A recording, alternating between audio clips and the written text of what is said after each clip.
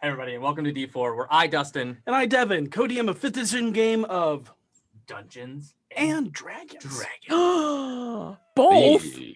Both of them. Both? No one said there was going to be a dragon. So, are your dice just not rolling good enough for you?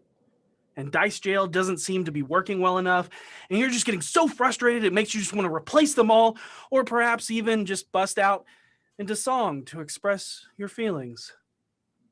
Well, every single roll I do always seems to leave me screwed. I don't want to roll ones again.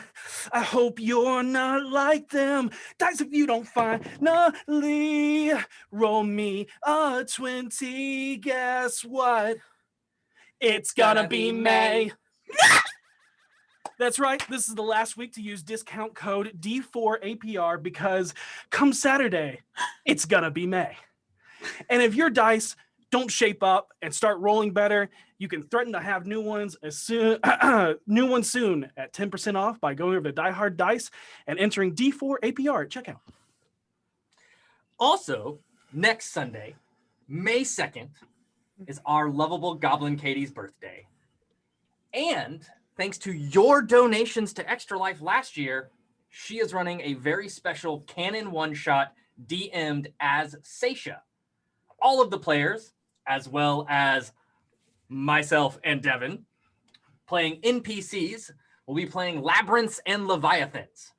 Chronologically, this happened during the 10 days of downtime before they headed out of Waterdeep.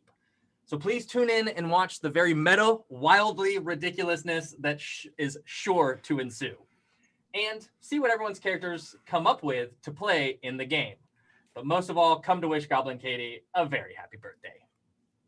Another super exciting announcement is that following Friday, tune in because on RockPunch ETL, we're bringing back Tompo Season 2, which premieres May 7th at 7 p.m. Eastern Time with HTT Paladin, Critical Bard, Latia Jaquise, Josh Simmons, and joining this season is Lucia Searsword, who was the lead designer of Sina Una. So let's see what excitingness and heartbreaking adventures they go on this time. Looking at you, HTT Paladin. But let's hear from our sponsors. So, first off, nice song, Devin. Secondly, D&D Beyond is giving away very, very generously, again, a player's bundle again. Type in hashtag Beyond in the chat now for your chance to win the Player's Handbook, Xanathar's Guide to Everything, Sword Coast Adventurer's Guide, Tasha's Cauldron of everything you need to be a grand player. And in that spirit, I am continuing my subclasses. This is our 9th one. I want to take a look at the Ranger subclass. I want to give them a little bit of love to talk about the real Animal Master subclass. See, rather than relying on weaponry forged by man or anything forged by man, your innate sense of connection with the wildlife imbues you with amazing, supernatural, unworldly, and unnatural senses that turn the animals around you into weapons or armor at your choosing. While ranging from mildly uncomfortable to absolutely terrified, you can craft anything your mind can imagine from the living animals around you. Just don't think too much about it. Subvert nature in unnatural and fascinating ways. Just never cast speak with animals as you do this. Don't do it. Just don't ever do it. At level 3, you get the ability to craft any usable item from animals. Say, if you want to craft a thieves' tool from a few small snakes, a cockroach, and a rat named Benson, it just works. Don't question how it works. Use the snakes as a lockpick, the roach as the pochmere, or just throw them all at the lock and hope for the best. It'll work. Don't question it. Just do it. Want to use a toad as a beaker for fermenting potions? Yeah, you can do that. Make an alchemist kit out of 3 frogs that look mildly uncomfortable as you brew a potion inside of them, but don't worry about it. Don't look at them. Don't talk to them. At level 11, you can make any weapon or armor from animals. You want to create an entire armor out of cockroaches by jumping into a pile of garbage? You can do that. Flail made of rats that somehow holds itself together through sheer force of will? Oh, yeah, that's a thing. Or maybe you just want to climb into the mouth of a giant bear and wear it like a living suit of armor from the inside. Don't question how it works. It just does. Nature. Also, don't talk to your bear while you're inside of it. He likes it. Ignore the fear in his eyes. Ignore the confusion coming out of him that you can feel generating from his muscles. And at level 17, you can create any vehicle of your choosing from animals. You want to make an airship out of a whale, 6 pandas, 2 aardvarks, and a T-Rex. You can do just that by just grabbing them together and just mashing them. Just mash them together into a weird pile. No, none of them can fly or even understand the intricate concept of flying, but it fucking works, boyo. Explore the fields in a carriage made entirely of ornery weasels. That's something you can do.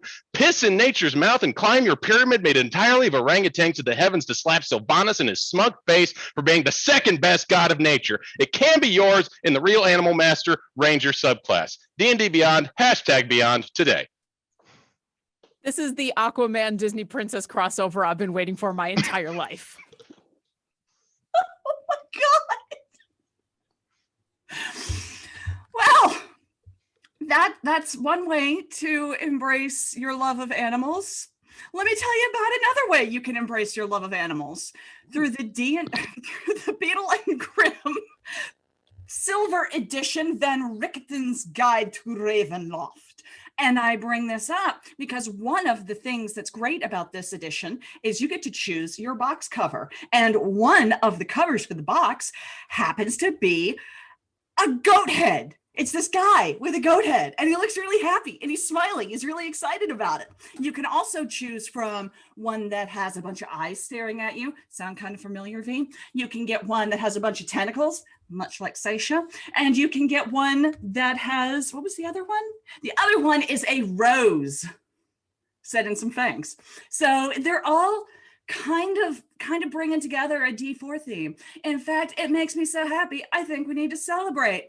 Ladies, let's do the fork in the garbage disposal. Ding, ding, ding, ding, ding, ding, ding, ding, ding, ding, ding, ding, ding. Beetle and Grimm's Pandemonium Warehouse. If you go and buy your box today, this is the last day you can do it, you'll get a free shirt to match your box top. So head on over to beetleandgrims.com and check it out today. This is a silver edition. So it's going to run you $185. Get your group together. That's very affordable. With everything getting back to normal, you guys could get together and play Van Richten's at the table with these beautiful props. Just saying. You know, if you're going to be the real Animal Master class, you're going to really need a miniature that truly reflects what you need to do that. If you want to wield monkey chucks, which are nunchucks made of monkeys, then you need to go to Eldritch Foundry to make your own miniature for somebody worthy of wielding a weapon of that kind of magnitude and power. I think that you're capable, so incapable, in fact, that Eldritch Foundry has given us a free Eldritch Foundry miniature to give you guys tonight. Put #Eldritch right here into the chat for your chance to make your own real Animal Master. There are bunny ears there. Maybe you're wearing a bunny on your head. You know, you don't know. Don't ask questions. Don't look at the bunny in the eyes. Don't listen to the bunny. The bunny's going to say things and the bunny's lying, okay? Just wear the bunny on your head. But you can do that with Eldritch Foundry. But hey, if you don't win tonight, it's not all over for you. Put in D4 D&D right there into their as the code, and you'll get 15% off your own Eldritch Foundry miniature. Who knows what you'll make? They also have height sliders now. Height sliders. Ooh. You can go. You make your guy as big as you want or as tiny as you like. It has all sorts of really cool ways to make really, really fantastic characters. Check it out today, Eldritch Foundry. All right. I think we all know. We've all met. What I guess I feel like Beastmaster is just too small a word when it comes to this person who we know so well to be so all about animals all the time. We all grew up with her. She was the horse girl in all of our classes, okay? Horse girls love movies with horses in them, all of them. I'm going to assume this includes Westerns. Don't worry, it's coming back around. And there was a new episode of Dead Air where they talk about Westerns, okay? So all you horse girl fanatics or are fans of horses, fans of beasts and the wilds of the West in general, should check out the new video, as well as follow RockPunch ATL for updates on all of our new videos that we upload pretty much weekly. So follow RockPunch ATL on Twitter and Facebook and YouTube and Twitch and Instagram, as well as checking out an also video that was uploaded a week ago, the Chaotically Caffeinated Siphon Brewing, which has nothing to do with animals, but you know what? I still think it's important to know. As well as, of course, catch my podcast, Crown the Macabre, which streams on the RockPunch ATL channel on Tuesdays at 7 now. This week we'll be doing con artists. And you can also listen to the podcast with already previously uploaded episodes. We just released last week Arousing Arson. So if you want to check out those topics. There's no animals in that, by the way, I swear. Well, if you also like what we're doing here and you feel like supporting us in other ways, feel free to stop by our merch store at d4dnd.com. We have literally everything your heart could desire and wonderful clothing that you can wrap animals in while you don't talk to them. Or you could potentially make all of the merch out of animals. Anyway. Listen, I just want to reassure you that no animals were harmed in the making of any of these ads. You know how I know?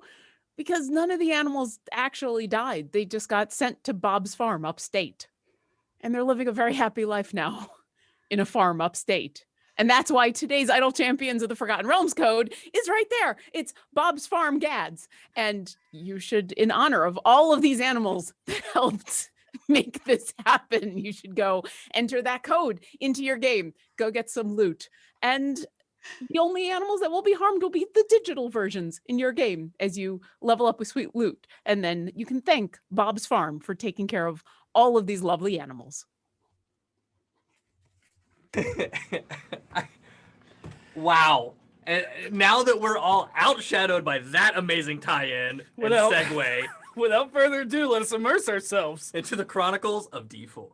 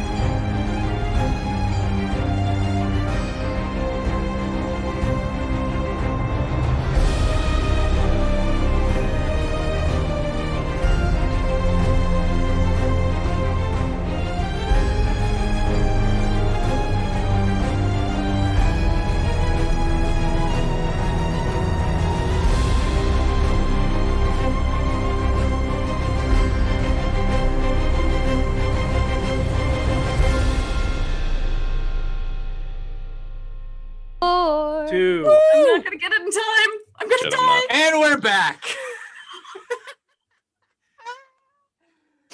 Oh. Last time on Deep Discoveries and Disarming Dissuasion, the group continued their venture with the caravan towards Daggerford. They spent most of their day caught up in discussions with other members of the carriages, where Orkira and V traded spaces so Orkira could soak up some of the blazingly hot sun, which caused a lot of the BFGs to burn through their water skins too quickly. Voss bought a few toys from Bilver and learned that he has plans of opening a toy shop in Daggerford, and after learning about the orphanage there, which this puts Voss on edge. Meanwhile, Finley gets caught up in the sales pitch from Favian as he assaults her with skin creams, lotions, and lip-numbing lip balm, which she easily turns against him before learning the basics of knitting from Demay. That is a great word for what that man did to me. It was. Yep. The caravan then takes a break when they meet a turtle that had been attacked by some goblins along the tradesway. They learn his name is Brother Boken, a priest who worships the two celestial eyes that watch over everyone through Lathander and Selune. While they enjoyed lunch, Orkira replenished water as Cellerfin approaches V to inquire about her attunement to nature and what it means to her as a Goliath from the city. The party then discussed what they were going to do about Fro, the gladiatorial woman who seemed to hate Seisha for the shield she carried. After a long, loud discussion, Seisha planned to talk to her privately when the time was right. As they continued down the road, Voss and V had a deep conversation about Voss's trust issues and connections to the orphanage in Daggerford, as he turned the conversation to have her reflect on her lineage, the mission they are on, and to trust her instincts as it will keep her alive. After investigating the fallen remains of an Ankeg, obviously taken out by another caravan, the group is weary as they pull in for the night and make camp, hoping that they are not ambushed by one of these giant insect creatures. Before dinner, V and Vinley find more flowers while discussing romance and how to show affection, while Seisha and Cellarfin catch a few landfowl and gather wood. During this time, the Emerald Enclave elf offers Seisha a glimpse into what it means to be in balance with nature if she is willing. However, as they return, Seisha confronts Fro after hearing her softly utter the mantra etched into her shield angrily. Their confrontation nearly leads to a fight as everyone stands on edge before learning about what the symbol of that shield and its motto stands for. With that, V and Orkira turn to deface it, probably rendering it mundane. After making up and growing past misunderstanding, everyone has a nice dinner before Seisha is taught the tenets of the Emerald Enclave by being given a vision, tying her mind to nature itself. After asking the stone a question it could not answer, Orkira communes with the Phoenix, learning if they will encounter Harold's parents in Daggerford, if there's a specific magical item to defeat the Elder Eye, and if they are currently being followed by the Harlequin, all of which are answered no. But the answer of the Elder Eye left Orkira feeling utterly cold and full of dread. The caravan watching then gathered round in hopes that the slightly tinted red, strange gold dragonborn could have the bonfire answer a few of their questions as well. And after successfully heeding their requests, whether it was answers they wanted or not, they all decided on rounds to keep watch over the night, and the rest fell asleep. The warmth of the day baked into the ground keeps most of the group warm in their bedrolls as Doran, V, and Vinley keep watch before being able to cast the tiny arcane hut. Some of the caravans sleep nestled around the low fire as the merchants rest in tents set aside their carriages. And with an alarm set in the northeast quarter, where Voss found evidence of a tunnel, possibly from an Ankeg, and a few bear traps scattered between the carts edged up against the small grassy knolls encircling the camp, the group felt safe. That is, until the three watching heard the whimpered scream of one of the women crying out into the night, yet nothing had been triggered. The half-orc rushes up to both of you with a confused and concerned look in his eyes. Why are you screaming? What happened? Is something wrong? What's there? I forget. Yeah, who else here? Bentley. Oh, it's So- me. Hi. That wasn't us. Did you think? Did You he ask think- us why we were screaming? You think I Yes. scream like that? You think we scream like that? You think we scream in general? As we're walking towards the noise? I just It's just, I heard a scream. It didn't come from over here. It came from over here. but also wait, Vinley. And then Sounds V echo. stops and grabs her shoulders. What if it's a trap? Oh, you're Like right. we're being lured out. Maybe we should tell everyone else. Yeah. I'll go tell everyone else. You go investigate the noise. Yes. Wait, no. This absolutely was not a ploy for me to not have to go with like just two people. Oh. Then I'll go look for the noise. You go tell the No. people. I'll assist whoever's going investigating. Fine. We'll go. We'll take a peek, and then decide if we need to get everyone else. Okay. Okay. And then V kind of holds your hands Oh. because it's out. It's like the wilderness, and she's like kind of like scared. There's some weird like Oh, and you creature can't really- animal that can mimic human noises or something. Like And correct me if I'm wrong. Goliaths don't have dark vision, right? No. But we have I like can't some see. torches. I can't around. see anything. There is a small bit of light coming off of the dying campfire. Okay. So the main circle of the camp, kind of where the sleeping bags or the bedrolls of those around it, kind of flickers a little bit as it kind of goes. So there's a little bit of light that you can see right around the general vicinity, but everything out is just complete darkness. And Does my remind- dagger glow? Like my little. Oh, you have dragon? your lantern. I have my lantern. I'm a You doofus. can- I forgot about that. Okay. I'm holding a lantern. And you can activate it with a command word, so that way it can, like, you tell it to turn on, so that way it's not always on.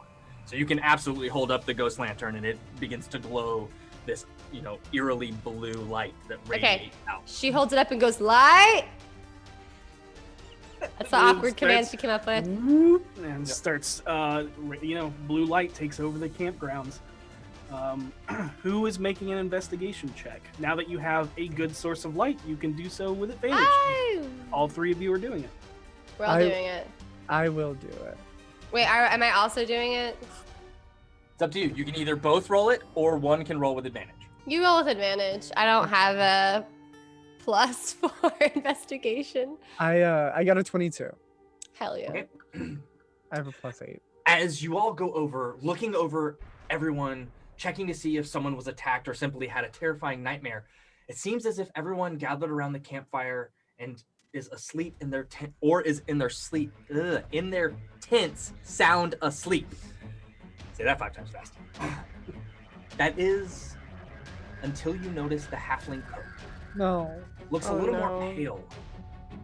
And for a moment, dread fills you as you notice 2 small puncture wounds on her neck, with the faintest amount of blood seeping from the wound. Finley, we have snakes.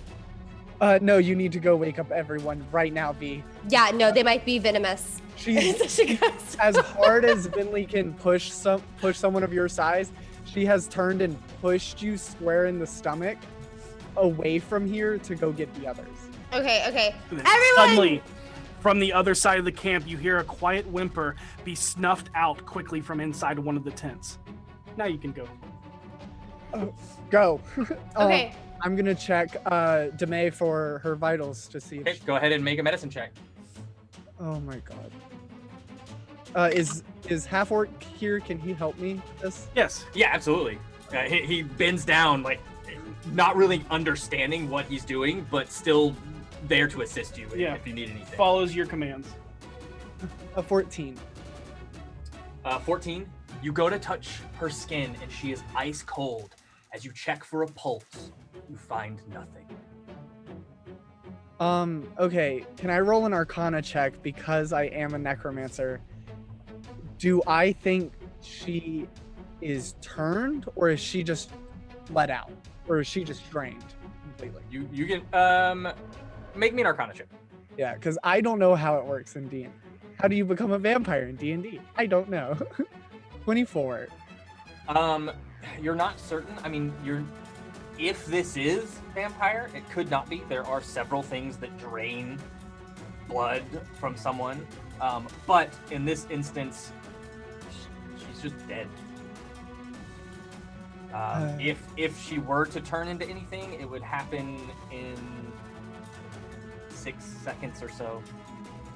Can you remind me what her name was? Demay. Demay. D-A-M-A-Y. Demay Zabray. Okay. I'm And gonna- sorry, go ahead, Finley. I'm gonna tell the half orc to pick her up. And follow. Doran does. Picks her up. Yeah. Okay, Doran. I can never remember this man's name. And then we're just gonna start sprinting back towards the others. Okay. As you start running, V, what were you doing as you turn to leave? Like, as Vinley pushed you to go wake the others, what do you do? I run. How far away am I from the others? Out of curiosity. Like Or, 20, 30 feet. I mean, within your range. yeah. Okay. Absolutely. Yeah. I start running and yelling for everyone to get up. I'm very loud about Okay. this. It's not Okay. subtle. I think at there's this- venomous snakes everywhere that could kill people. At this point, why don't everybody roll initiative? Okay. Just so it helps Okay. a little bit easier to keep track of when someone wakes up. Okay. Yeah, everyone just wakes up in chaos and V yelling something about maybe snakes and Demay. She's like, Demay, snakes! This is pale. It's fail. Pale. Okay.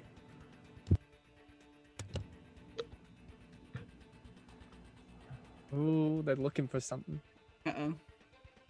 They're I'm doing stuff. counting. 9.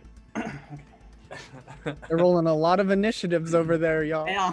Oh, I forget that we're with a whole caravan. I'm like, you have 9 NPCs. I gotta roll initiative for 9 NPCs. You Well, can't just roll like a group NPC initiative. Sorry, for that. sorry. Like, 8 NPCs. oh. Oh! Just pick up Listen, 8 Too dice. soon, and man. roll 'em. Too soon. I Okay. can fix All right. things. Seisha, Yeah, what no. did you get? I'm like, if I wake up in time, Seisha, what'd you get? I got a 16. Or I'm sorry, 15. 15. Voss, 12. Harold. I got a natural 20, 24. Nice. Ooh. Vinley, 20, 30. 30, 20. V, 11. or Kira.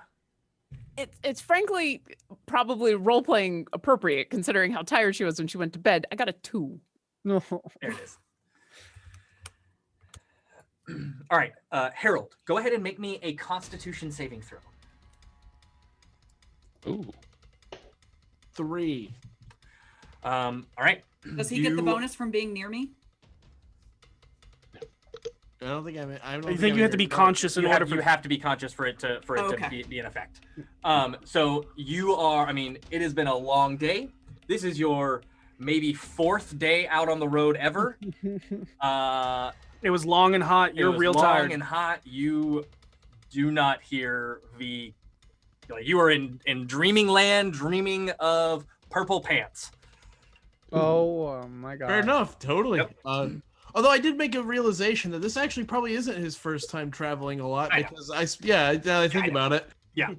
You've been, but it's been a while since you've been. Yeah, it's been a long time. Aside from the swamp, you have spent a lot more time in the city than you have on the road in a long time. We are Oh, not yeah. speaking of that swamp. Yeah, no, I'm not even talking about the swamp. I'm talking about this bag. Mm-hmm. Although our that's 6 right. years, That's our right, that's 6 right. years, Yeah, 6 years of traveling in the weird. bag. So That's Yeah. true. You're right. You that is absolutely true. My bad. I completely. yeah, I've been blanked on playing it differently too. So yeah, I just made that realization now. I was like, come to think of it, I've actually probably done a shitload of traveling. that. A lot of sleeping in the woods. Yeah. So Vinley, you have Doran as he picks up the body Yes. and is ready to take wherever. Uh, But you also see that he has in one hand where he's drawn what appears to be a short sword. And you rolled a 24 on your Arcana. yes. Okay, I have clarifications for you now that it has been clarified. If this truly is a vampire, Mhm. and a target dies from the bite, Oh, no. and then is buried, they will resurrect as a vampire the next day. Okay. Or if the person feeds from a vampire, they also turn into a true vampire themselves instead of a vampire spawn. So So if you know I those were- two things. If I were to bury her, she would become a vampire spawn. Possibility. There might be other things in that factor, but that's what you're picking up. Okay. And do I know for how, like, based on my medicine check, do I know how long she has been dead? Like, it's been since that scream, right? So probably like 12 seconds. Yep. Vinley is going to cast Thaumaturgy and yell out, echoing her voice, basically in a very calm voice. The camp is under attack. Demay is dead. Wake up. Okay. And she's using Thaumaturgy to echo her voice. Got it. So everyone on your con saves to wake up, you will have advantage. As And the then Nice. booming voice echoes out across the camp. and then she just runs straight for where she knows where Kira is because We gotta get this baby back. I got it. I can do it. I can do it. Oh, I forgot. Seisha can do it too. Well, That's true. I can revivify. Save the big one for when we need it. No, I can revivify too. So either one of us, whoever Okay, yeah. works. Whoever Yeah. goes, yeah. Whoever's closer. And then I just run directly towards them because they were cuddling. That's true. We're together. Snuggle. You're a sweaty it easy. mass. Yeah. All the healers together. It's the life puddle. Mhm.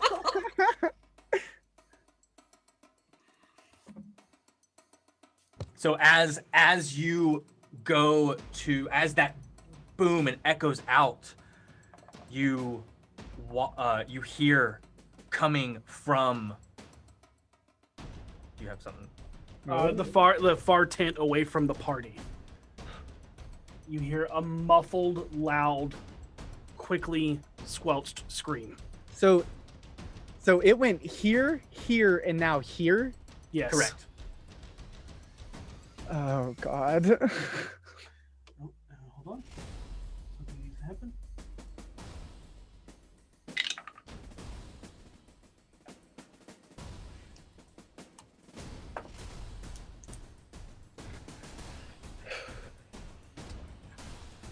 I hate when they go silent.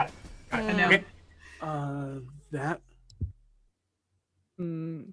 Oh, they fully muted. So as you hear this, your attention shifts, and Vinley, you see moving out of Bilver's tent a humanoid shape that moves and goes behind the Vardo wagon.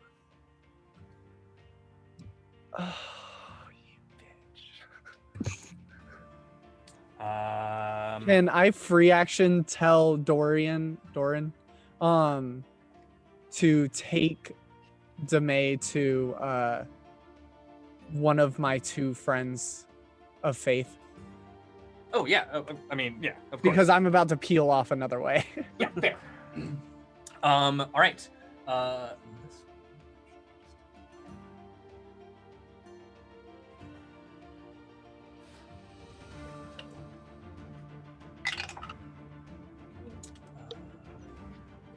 Cellophane is going to make a roll at advantage. Ooh. Daisha, how many of those revivified diamonds do you have? I have, I think it's 3 or 5. I'm checking. Okay. I have 4. Let's. And let's just go through some reminders real quick. Seisha is at -9 to her maximum health. Mhm. Orkira is at -2 to everything. And the Yeah. only people wearing armor currently are those that are awake and those that can sleep in light armor, which would be Voss. Yep. Man, I really like being a Goliath barbarian right now. Must be nice. I Yeah. wish I had mage armor prepared so I could send some armor some other people's ways. Yeah. Whatever. Radiant damage still hurts. Let's do this. There's a lot of NPCs we're gonna be bringing back from the dead. This is Can gonna you get not? Can you not sleep in a chain shirt? not without. You can't get a full night's rest if you're in Got it. any unless you have some very specific things that let you. Gotcha. Which is crap Cool. because I have slept in chainmail and gotten a full night's rest. That's I'm what I was just gonna saying. say. I've done it too. Man. It's I fine. can speak from personal experience. And there's another muffled scream. No. This one coming from the covered wagon. It's a bunch of them. The nest. Ooh. That's what killed the Ankeg. And yeah, it's here. Oh, we're So as just in full bloodlust, just rips through the side of canvas of this Vardo wagon, or not the covered wagon. It rolled a 1 on its stealth. So You watch as you see it holding Cellarfane up as it rips the entire front of his throat out. Blood pours down, covering this creature, this humanoid that appears to be a middle-aged woman with as she just has the blood pouring down the front of her clothes, and you watch as Celerfin's body goes limp as it throws to the ground. You see she has long, greasy black hair. Her tattered and ragged commoner's clothes drape over her pallid, death-touched skin. Her head jerks towards you all as she stares up with hungry, beady, red eyes that glow in the night like a stalking predator. And I think at this point it's a good time for let's go ahead and look at that map. I am So bad. scared. This is so bad. There's a lot of Oh, people. There's a wow. lot of people. Oh God. It's a pretty map. It's a very pretty map. Oh, I don't. We're not. Ooh, I like the tint. How many diamonds do you have? I don't need diamonds. I just need the spell slots. But then every time it's Revivify is going to cost me -2 every time I do it. It's a little campsite. And But that as- means I can just go around. But Yeah. I got to get to them Vinley, in time. what's your passive perception, Vinley? Passive perception is 17. 17. You see this woman put something to her lips, and you can see reflecting off of the lantern from V, like almost like a metallic glint coming from, so something metallic up to its lips. Oh God, she's vaping too. And then at that, like, nothing, no sound emanates, nothing whatsoever. But it's at that moment Oh, it's that almost. all of a sudden, in your mind, your alarm triggers. And a very strange and concerning sound that almost mimics stifled laughing. Your head starts racing, pounding headache as your alarm is triggered, and then it is taken over by the visuals of rapid moving bursts from the shadows towards the northeast. As running into the encampment, you see massive anorexic canine creatures with bloodshot, dim, glowing red eyes that hunt you down in the darkness.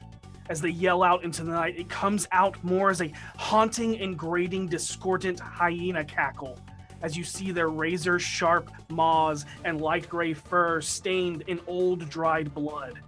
Their forms loom over as great shadows in the firelight as their hunched bodies stand up to over 7 feet tall. Ew. Hey, I hate that. Mm-hmm. Could you roll a D100 and Voss roll a D100? Sure. Me? Yeah. Oh, It's like a werewolf situation. they're working together. I got a Working whole together. 52. Uh-huh. You got an 8? 8. I got an 8. Okay, that happens. Make a dex save. Awesome. I will. Not you. I'm making a deck save. Oh, dang, I rolled a natural 20. Can I save it for later? Nope. That is a 15. It fails. Whatever it was. it Yeah, failed. totally failed. Yeah. You hear the metallic snapping sound of a trap closing. Oh, Nice. nice. But it doesn't appear boss. to have stopped It is it. now right? a 20% chance.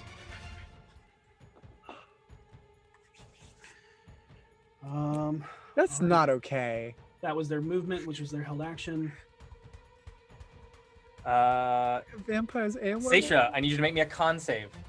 Advantage. Yep. Are you freaking kidding me? I rolled 2 5s. What's your total? 10. It's been a long day. Oh, Very jeez. tired. I'm muffled under Shit. Orkira's wings, You Yep. did it. and she You did it starts with- to hear a noise and just kind of snuggles in deeper. You did it with advantage, right? Yep. Yeah. 2 Yeah. Oh my 5s. Rolled god. 2 5s. You continue sleeping. Just so everyone knows, out of play, that you can spend an action to wake someone up. Yes. And there's no roll. They automatically wake up, but it will take your action to do that. Mhm. All right, that brings us to Voss. Go ahead and make me a con save at advantage. 17. Immediately, your instincts kick in.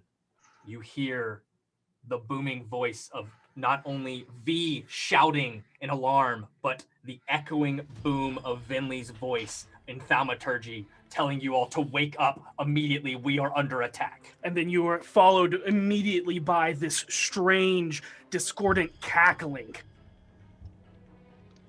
I take a moment to get my bearings. See where everything is. See, obviously, particularly that creature trapped in the trap. Okay. Let me ask you this, because this would be flavored if it is. If I strike with the whip, is that loud enough to potentially wake people up? At this point, don't waste the action because enough has Gotcha. gone on to. I mean, people are rolling at advantage. That's about as best as you're going to get. Yeah, if you're looking to spend an action to wake somebody up, I would just suggest waking somebody up. Someone up. Okay. You're right there in the... I wanted to see if I could do both at the same time if that was possible. So, no. Okay. I will go to who's close to me. The rest of the party that is not awake. You all Okay. kind of gathered together at night so that when Vinley joins you, a tiny hut can be put over you. I know Harold goes after me. Would it be metagaming to wake him up? Give me a reason why you choose Harold, and then I will say yes. I mean, that would be the first thing I would think of. Because they're best friends. Ouch. They are. Wow. Okay. The reason I would wake Who the Harold fuck up is am I? because seeing what we're fighting, seeing everybody needs to get up quickly. I know Harold can essentially. I don't have a reason. I can't think of one. All right, then. I'm totally metagaming. Harold is loud and Yeah, Harold's wakes people loud. up. I mean, he's Yeah. loud. Who does Voss want to wake up? If it is Harold, it is Harold. In reality, he'd probably want to wake up Okira first, Then just because of all the shit going on. So yeah, I go wake up Okira because logically that's what I would do. Okay. Ah, what? We're under attack. Prepare yourself. Shit! And then it'll be my turn. Yep. Um, You but, still have a bonus action and movement, boss. Okay. Draw weapons. Draw whip and blade. But I will shout to anybody who's. I already did that as an action, so I assume I can't do that. Shouting is a free action, so. Shouting is a free action. I would say.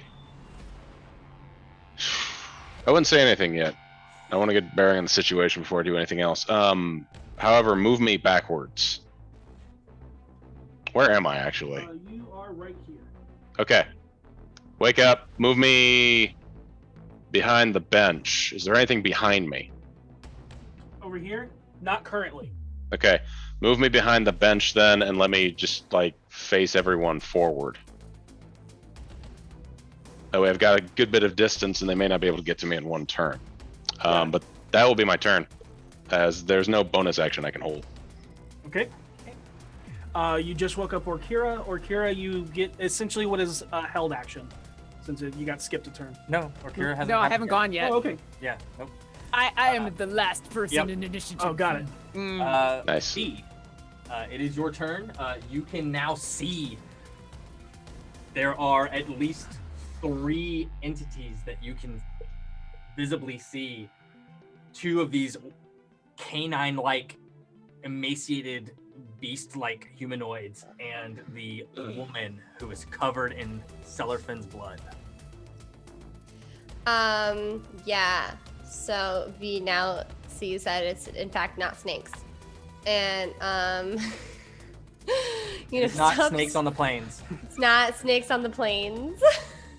I cannot. Oh my god. Oh my god. Okay. Anyways, V goes to wake up Harold because they're best friends. And she's scared because she knows he's kind of a heavy sleeper. He sleeps with the crows and is worried that like he'll get attacked and die. All right, so you And use. so she like kicks him. Like not so hard that like Yeah. it would damage him, but enough to be like, I don't have time to like get down on my knees and like shake you. Like I just kick you and I'm like, Harold, get up! Oh, okay, I'm sorry. I'll make the coffee. Jeez, I didn't realize it was morning already. There's a creepy bloodsucker and some wolfmen. We gotta go. Is this? Okay, ow, okay. I don't know. I think Cellophane is dead. Are they as mind well as- controlling you? Why'd you kick me as he gets up? I don't have time. Okay.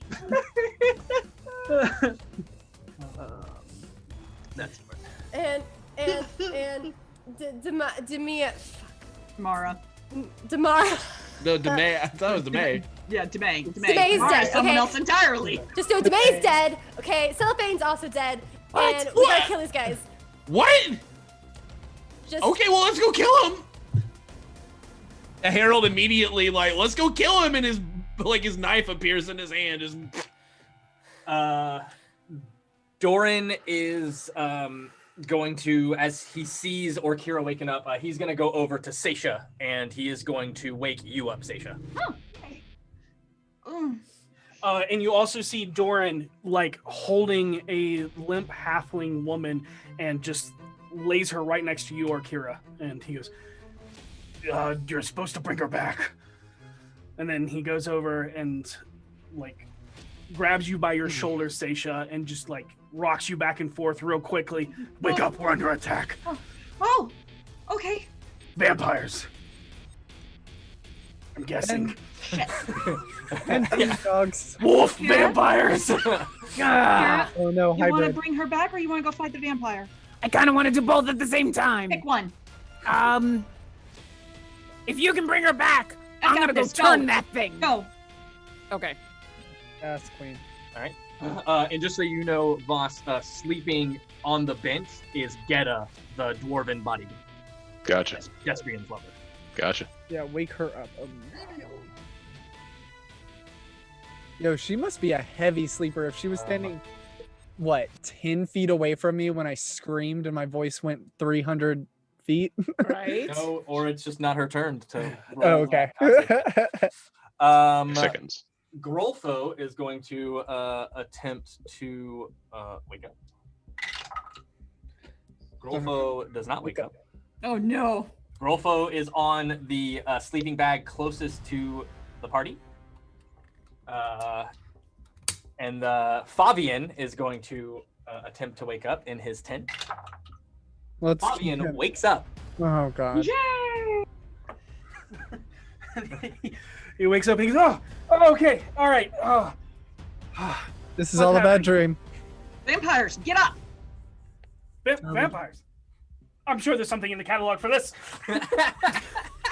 Throw the catalog at them. Man's got his You priorities. want to You would do actually, something.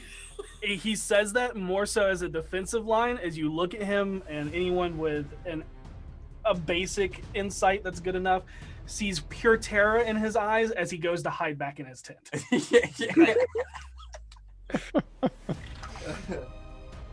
Geta will wake up, and as she eyes widen, looks up at you, looks around.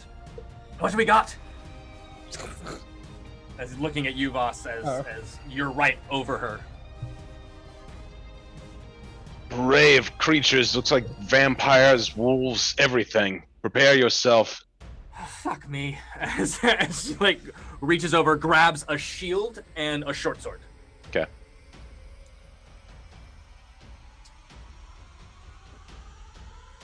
I'm so scared for these people. I know.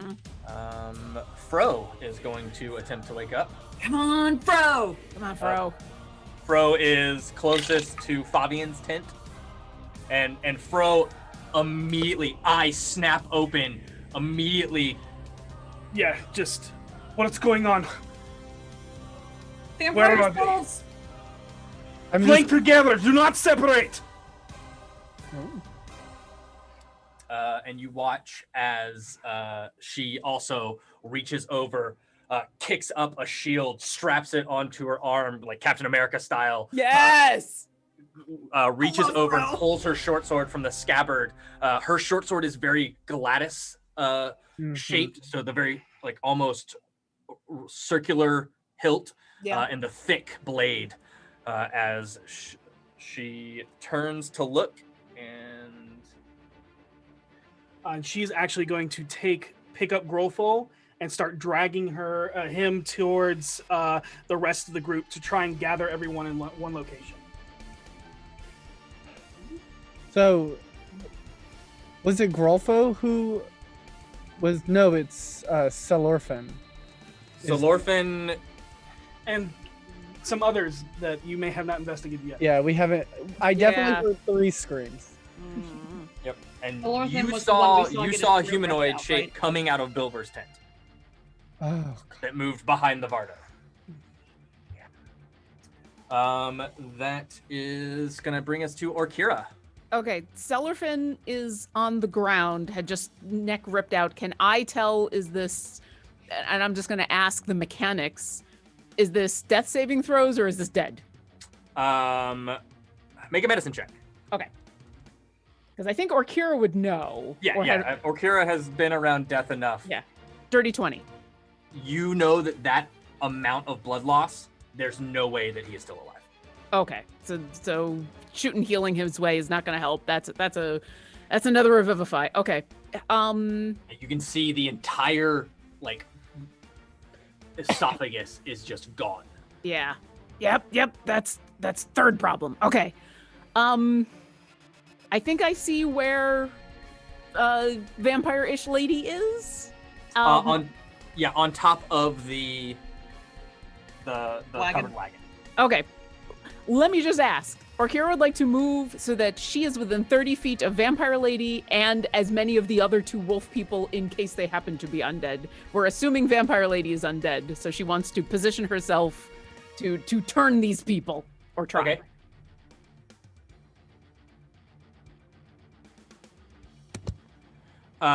Hold on. I'll hold.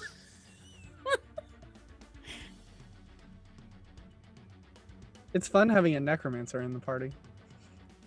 Just being like, this is a vampire. I don't care if it's a snake, it's a vampire. Yeah. I just love their poisonous snakes. So standing up will take half your movement, and Okay. then you will have 15 feet. You will not be able to get. I can fly 50. Okay. So that'll I give you should have 25. Yeah. 25 feet of movement flying. Okay. I would prefer not to be in melee with the vampire, but I would like to be within 30 feet of as many bad people as possible. Definitely vampire. With 25 feet of movement, you are within 25 feet of the vampire on top of the covered wagon, and you are 30 feet away from one of the bloody wolf-looking things, but the other 2 are out of your range. Okay. Then, she's scrambling and pulling out her book. She's making mental note of, all right, that's a revivify. Okay, all right. Nope. And she's turning undead. I need any undead creature within 30 feet of me to make a wisdom saving throw DC 17. I'm hoping that the guts are right, that this thing is undead. Wisdom save, you said? Yep, wisdom saving throw DC 17. Okay.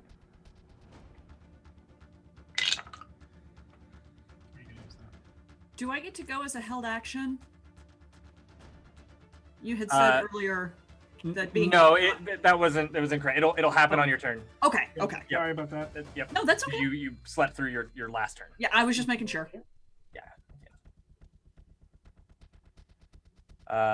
So the female on the top, you see kind of immediately that, because it was DC 17, right? Yep. You watch as the body language shifts a bit, as kind of takes a step back from you. Ooh. She's okay. Does the other thing react at all? I'll tell you in a second. Okay.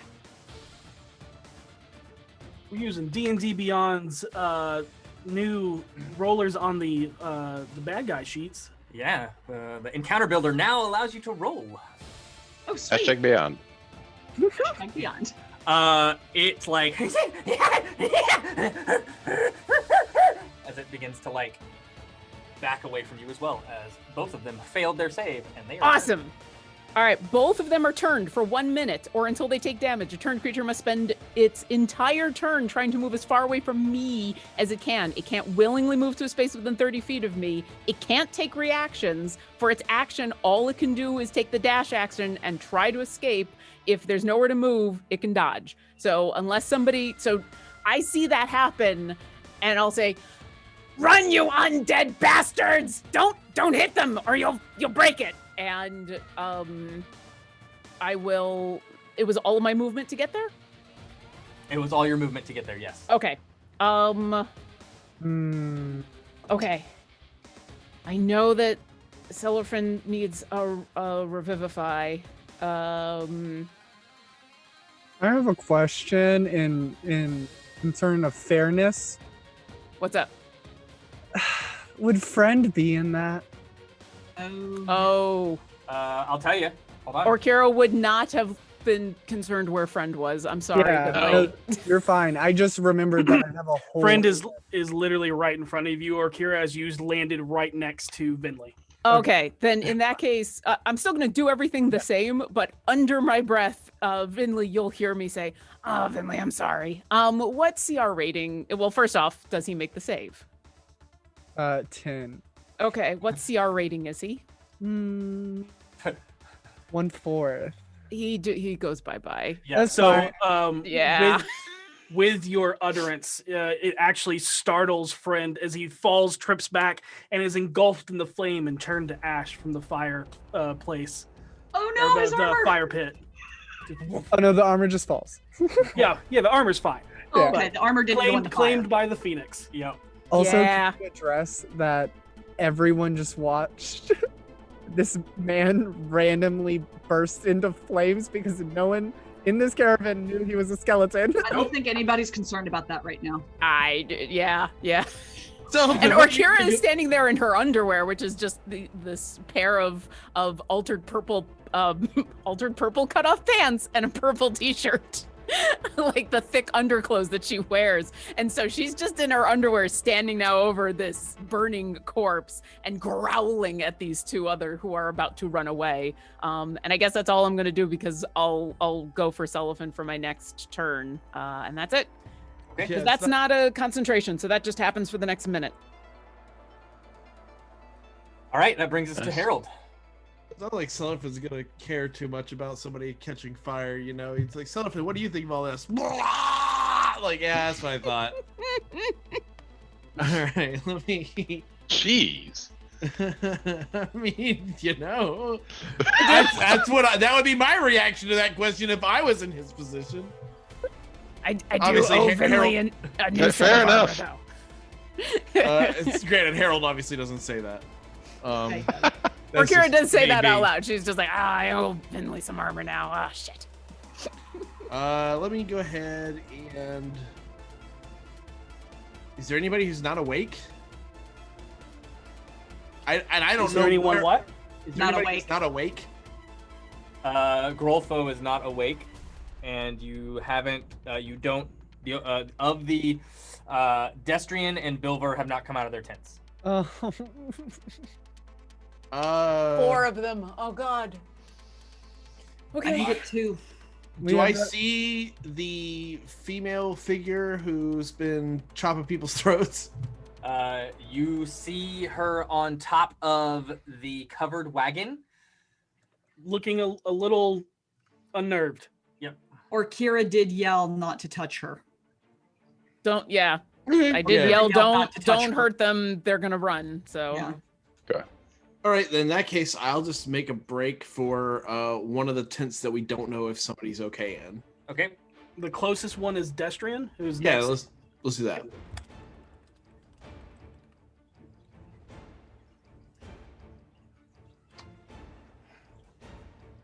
All right. You throw open Destrian's tent and find the dark-skinned half-dwarven man lying still. He seems undisturbed beyond the look of horror now frozen on his seemingly paler face. What does catch you most off guard is, as being suspicion, is the fact that the back half of the tent is left open instead of securely tied down. Well, I'm gonna be like, oh, I think we got another person down in here. Ugh.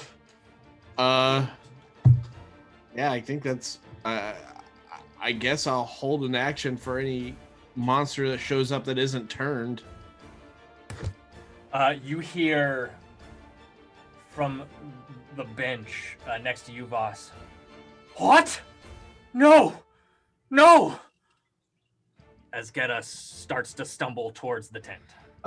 Can I whip around at her and look her in the face since I'm standing in front of her?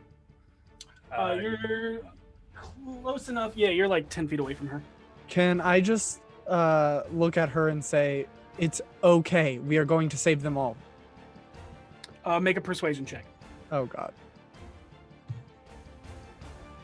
My voice is very shaky. I have never met a vampire before in my life. 4. Yeah.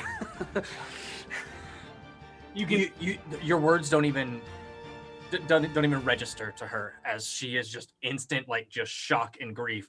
No, stop, no. And that's. Can we say, to make it a little bit worse and a little more sick, because it's Vinley, her voice is not like scared, it's more of like a little excited. Okay. Because she's experiencing a bunch of new undead creatures. Okay. Yep. Okay. Fun time for you. I rolled really low, so I got to make it terrible on myself. It is. Is that your turn, Harold? You have an action still, because. Yeah, I'm trying to decide if what I should do with it. I might. So, because you can see perfectly in darkness, you can see that there is another of these canine-like creatures on top of the Vardo wagon. Oh, well, we can't have that. We can't have that happening. All right, I'll cast something. Let's see here. I will go ahead and cast. Where is it?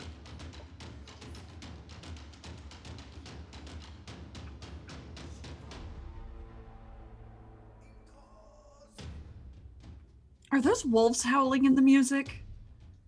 Maybe. Ah! Like, I know we're fighting hyena things, but are these gnolls? You know, I'll just go ahead and here's what I'll do. Bonus action. I'll cast Hex.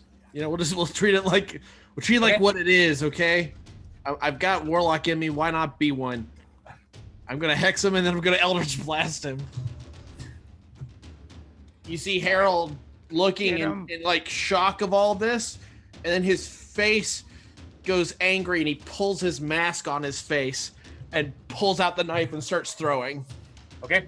As soon as you pull the mask down over your face, you see that a secondary mask, the like ethereal purple one, go over this creature's face. Perfect. It has been hexed, and that's a bonus action. You still have your action. Yep, I'm gonna shoot at it. 22 to hit. 22 hits. And then the second one will be a higher than that, 28. Both hit. All right. First one will be for 8 plus. Oh, sweet. 14. And the second one will be for sweet. Hex applies to both of these, right? Oh, Correct. Yes. Wow, 19.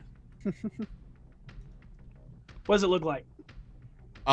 He's gonna pull the mask on and he throws the knife, and when it hits, it actually explodes and then reforms on the other side and whips into its side and explodes out that side and then whips back to his hand. It's like it kind of zips through like boom, boom, and then back to his hand. Nice. Love it. All right. Vinley, it's your turn. All right. I'm going to do something weird. I'm right next to Bilver's tent, right? The one to the left, or is that where I found May? You are 10, 15 feet away, Okay. depending on how you move. Yeah, I'm just going to, as an action, reach behind me and like kind of not reach into the fire directly behind me, but just reach my hand down towards it and like close my hand above it and pull upwards. And as I do that, the campfire reignites and brightens using thaumaturgy to make the light brighten severely. And I'm going to run into Bilver's tent. Okay. All right. As you go in there, you can see laid across the ground on his tent, the grass stained red with blood.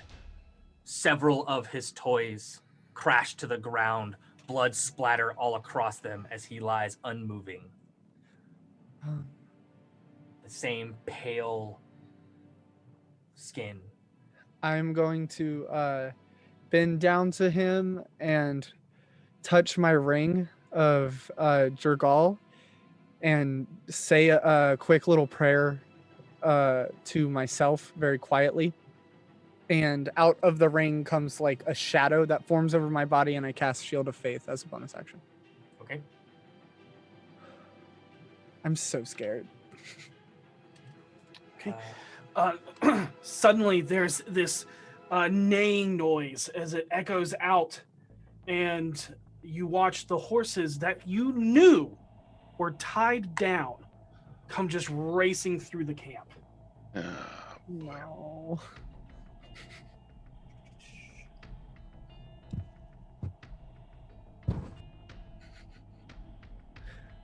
It's bad. Yeah.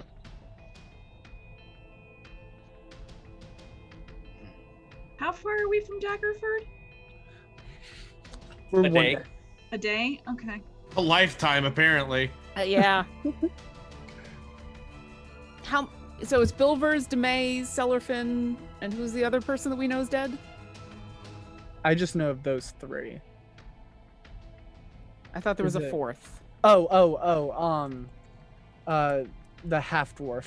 Oh my god, what's his name? Okay, Orkira and Voss, I need a dexterity saving throw as a Cool. horse comes barreling towards you. As they do. A spooked horse. 27. You easily dodge and dive out of the way. Two!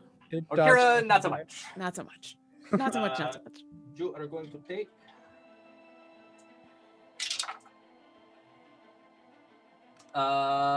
8 points of bludgeoning damage, and you are knocked prone. Damn. Okay. Damn. Voss, you take none.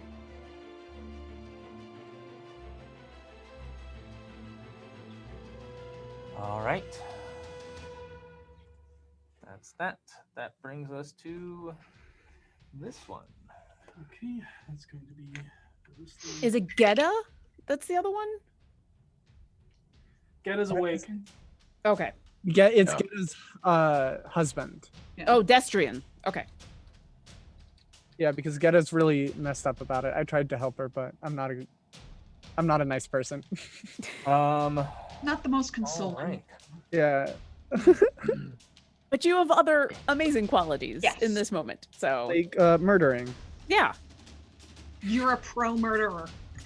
So, Bentley, as you are over Oh no. Bilver's body, you say your prayer, the shadows forming over you, that protective shield around you. At the last second, out of the corner of your eye, you turn and look, and you see a humanoid man lunging right at you with beady, glowing red eyes. He does not have advantage on his attack because your passive perception sees his. Just barely. Nice. Can I say one thing under my breath before he hits me? Sure. I walk with the original god of death. You do not fear. You do not scare me, undead. 22 to hit. Shield. Okay. It lunges out with these long, sharp, blackened claws as it rakes across, trying to go for your jugular. But you, at the last second, throw up your hand as an arcane shield formed of the weave itself. In the shape of Jergal's symbol. I was gonna say she holds up the hand with her ring on it, to be like, no. Yep. And Jergal's face himself just comes out, screams, and the vamp misses. Yep. He then lunges and tries to bite you. Oh no, that one's scary. That is going to be a 24. That hits exactly. Damn. Hey, You yeah. have your no, armor on, you lucky Yeah, duck. no, I'm gonna use my stuff on that. Cutting words. Nice. Cutting words. Use that stuff. Distance. What's the range that it has to be? Has to be within 60. Oh no, that's 60 feet. Range. And, You and, good? and Okay, cool. it has to be not immune to being charmed. Oh, Go ahead and roll your cutting words. All right, I will. I'm going to. I mean, it's pretty obvious now that they're vampires, right? I mean, We've They're- been saying vampire. there's lots of blood. They look like vampires to me. They Yeah. look No, like at least two vampires. of them are undead. So I'm going to shout to these guys that I'm going to tear off those fangs and fucking feed them to you. And that'll be Nice. one off of it. That That makes it a misses. 23. Yep. Eh. That misses. All right.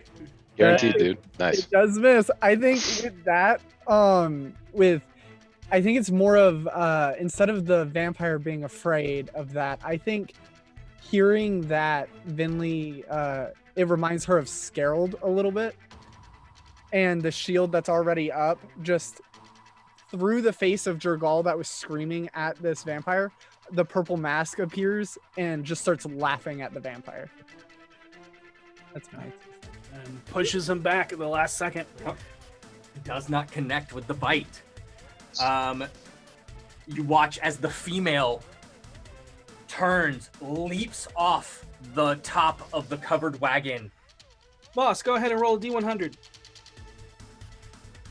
Y'all laughed at me when I purchased these bear traps. That's I not a don't. good idea. 18? 18. Oh my god! It makes a dex save. Actually, we don't want it. No. Natural 20. Okay. Oh, This is actually good because that's a good she thing. doesn't get Good hurt, thing. Yeah. so she's Half going to damage? continue to run. Yeah. that is true. That is very fair. Just so long as it something happened with the bear trap, I'm happy. It snaps shut, but this female is so fast it just goes Gotcha. and takes off and disappears into the darkness Wait. as it uses its action to dash. Since you are the closest, it is going to lunge towards you, Vinley, down from the Vardo wagon. Its fangs bared as its jaws seem to unhinge and just get large. This thing is not a wolf. This thing is much larger and it's very humanoid, and it's cackling as its mouth just grows bigger and bigger, dripping with dried blood towards you. Yeah, I think Vinley's face is just one of confusion and wonder. Like, what are you? But she's also very, very scared. That is Oh god. They didn't even ask if that hit. a dirty 20. Does not hit. And you actually watch as it gets right up on you. It's about to bite you, and you actually watch as it then staggers back a bit, tries to throw a claw at you, and again you see like one hand is like going up towards its face, and it's like pawing at its snout as it like swings at you wildly, missing you. Do I smell that bad? And You smell that good. the other one is going to turn and Your alarm goes off again. Oh, Bye Nice. bye. This one is passing over an area where a triggered trap is, so there is no D100 roll. at least I know which way he's going. Straight away from me. Just Yep. thunk. and moves 30 feet, dashes another 30. That is its turn. Stacia, it is your turn. Seisha reaches down and places her hand on each side of the halfling's face and whispers, "Your story's not done yet. It's time to come back." She pulls a diamond from her pouch, kisses it, and sets it on the chest and casts Revivify. All right. And Demay, with a black marble added to her bag. There is no pull for Revivify as the soul has not quite made it across the river to Kelemvor, and you watch as the diamond glows in this golden light before it crumbles and dissipates over the body as you hear and as the breath comes, the last scream that she made comes out of her mouth as it's You're okay. You're okay. And she looks up at the Hepwork, right? Yep, He's correct. sitting there. Keep her safe. And she takes off and starts running towards Selithor. And Fro looks into. Everyone needs to stay. Everyone needs to stay together. Why is everyone splitting up? Because I'm trying to keep someone from dying. So am I. And you actually watch as Doran takes a step forward, puts his shield up, holds his short sword out, and actually stands in a defensive stance in front of Demay. Where would you like to go, Seisha? I want to try to avoid the horses if possible. Okay. Well, I wanna try to get to Celophane's body. So yeah, Cellophane is on the covered wagon. Okay. You can get to here. Okay. Not quite there yet. All right. Okay. You're about 10 feet away. All right. And I did pick up my sword and shield. Yeah, it's a free action to interact with object. So. All right, that brings us to Voss. Remind me, can you flank from a diagonal space? If the other person is directly diagonal. I will flank with Vinley on the wolf that Harold has already laid damage into then. Okay. Having fought lycanthropic monsters before, a rat man, I pull out the flame tooth dagger, as I know my regular weapons seem to have no effect on it. Okay. And I will attack with that and the whip. So I'll go to make an attack. Does a 23 hit? Yes, a 23 hits. Do you need the fire damage separately? I do not. You can give it to me all together. Okay.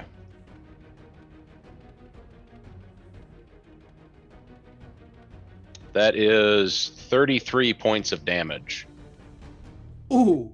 And Voss, as you walk up to this creature who is just convulsing and like scratching at its nose at Vinley, you see the wounds that Harold put into it, the crystal shards still left behind, start to heal up.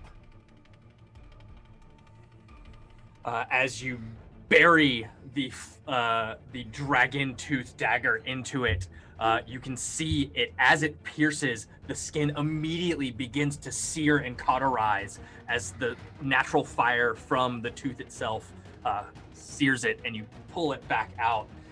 It kind of releases this like almost cackle-like scream as it takes a step back, but it is still standing. Bonus attack with the whip then. Okay. Natural 1. You go kind of whip over and go to crack it, but you're too close especially for a whip, and you can't quite get it without hitting Vinley as well. Okay.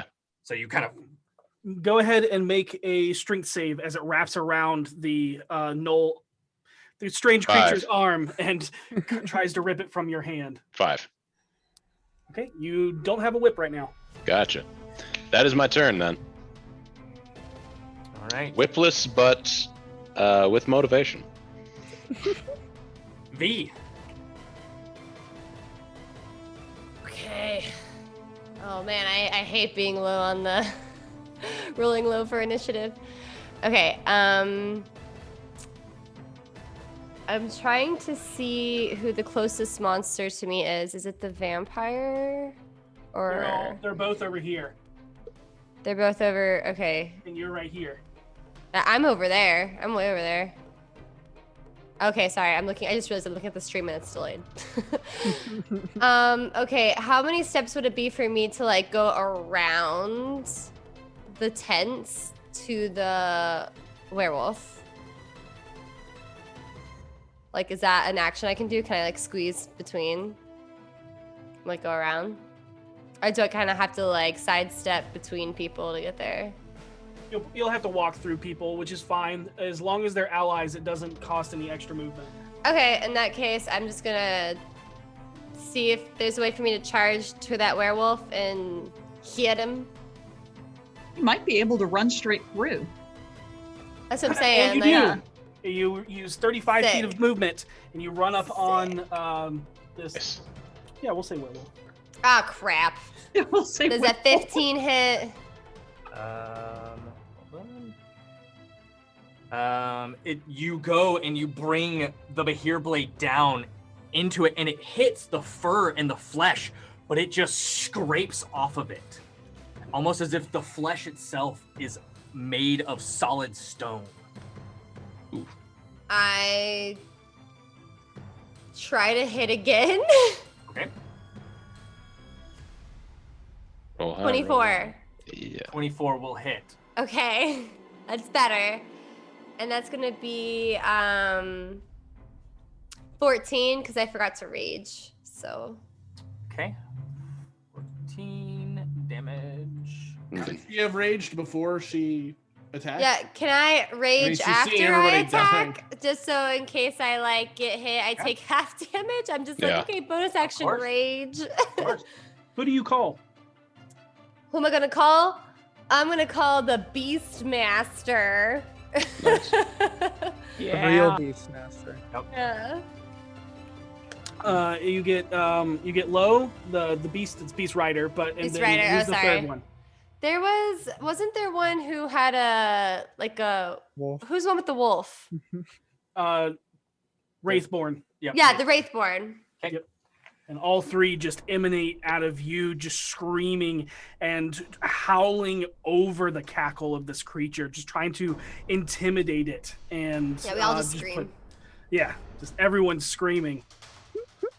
It's like my normal everyday life. Doran takes a defensive stance and will take the dodge action as he stands over and protecting the NPCs.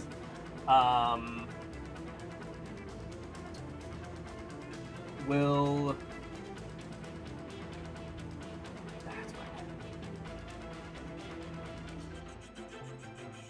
right. Grolfo, who still hasn't woken up yet, Oh, Still asleep. is awake now. And, like all of this like looks up as a horse is about to trample, like and just scurries back into the group of with Fro and Doran. Yeah. Fabian stays hiding in his tent. That's fair. fucking. Don't blame him. Geta rushes to Destrian's tent. Yeah. I don't blame her. Rushes in and just cradles his lifeless body. When I see her go running in there, and I yell, "Take him to Orkira. She can help him." And I'm right there, so I'm like, I'm coming. Get the horses off of me. Ah! You say it. Doesn't register. You don't know if it registered Okay. or not. She Okay. just That's goes fair. in there and just immediately is just cradling it. So, Sure. Yeah. Fro, Looks very frustrated, but will hold an action over Grofol and next to Demay next to Doran.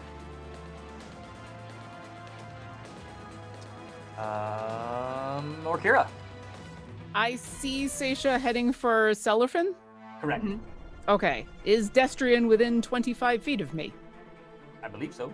Good. I would like to stand up and move into the tent and get to Destrian. Okay. You basically just get in there. The tent just goes smattering as your wings just basically shred it as it Yep. just goes completely gone. I just toss the tent out of the way. Yep. Destrian is there, hand on head, hand on heart. I look up and I say, nope, not losing anyone on this trip. And my body erupts in flames, and all of the flames rush down my arms into Destrian, and I cast Revivify, and he comes back with half of his hit points. That he does. And I take a -2. As he breathes, you see tears just stream down Getta's face as she kisses him and then stands up to fight. Looks at you, nods to you. Help me get to the others. And Getta just looks at you. I'll clear a path. As she turns. I love her. Yep. Can I still... So I can see the one that's left, right? The one... There's two. There's two currently, yep. And they are both... And they're surrounded... They're over by where Bilver's tent is, near the Vardo. With my 24 Arcana check on vampires, can I tell if this is a spawn or an actual vampire? Get back to you on that. Okay, cool. How far away are the two that are left, the two alive ones? How far away is what? Either of the two vampire wolf undead beasties thingies. 30 feet away from you right now. Okay. And just so I can help plan for next time, how far away is... I kind of know where Bilver's is, but do I know about how far away he is from me? Roughly 40, 45 feet. 40? Okay. That's about right. Yep. All right, then I will be ready to fly over a lot of shit. And I'm Okay. All right, Harold, your turn. Okay. Let's see here. I think it's still up. Yeah, it's still up. Yeah, I think that's going to be the step one. So I'll go ahead and start with just Eldritch Blasting it. Why not just stick with some damage right now? We know what's working. Okay. 16? 16, you watch as it goes and hits, but it doesn't pierce in. It literally, as it hits, it just shatters against its hard, thick flesh. Yeah, the second one's going to miss. Natural 1 for an 11. Damn. The other one, goes wide.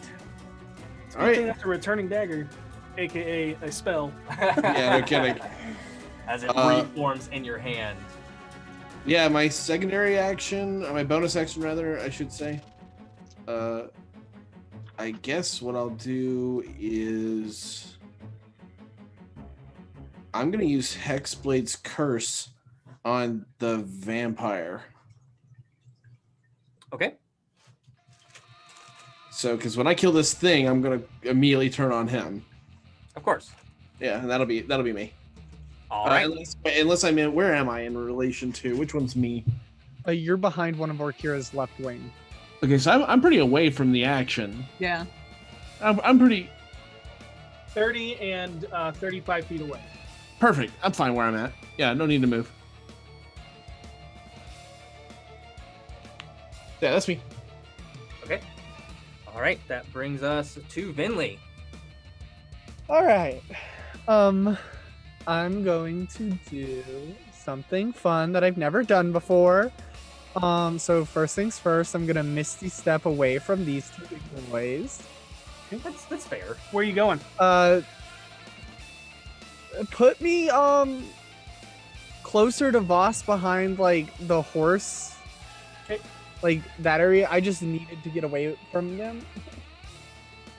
And then I'm gonna reappear and cast Chill Touch on, because I'm a Reaper now. I'm going to cast it on both the wolf and the vampire at the same time. Sweet. I love Death Domain. It's a cool. A natural 20 Wow, nice. and a natural 20. Are you Nice. serious? Double crit? Double crit, 28s for both. Let's do this. There they Yeah. are. Do it. And thanks D&D Beyond, because I can confirm that. Amazing. Well done. 21, That's awesome. Oh, that was weird. Oh. Seasons don't fear the Venly.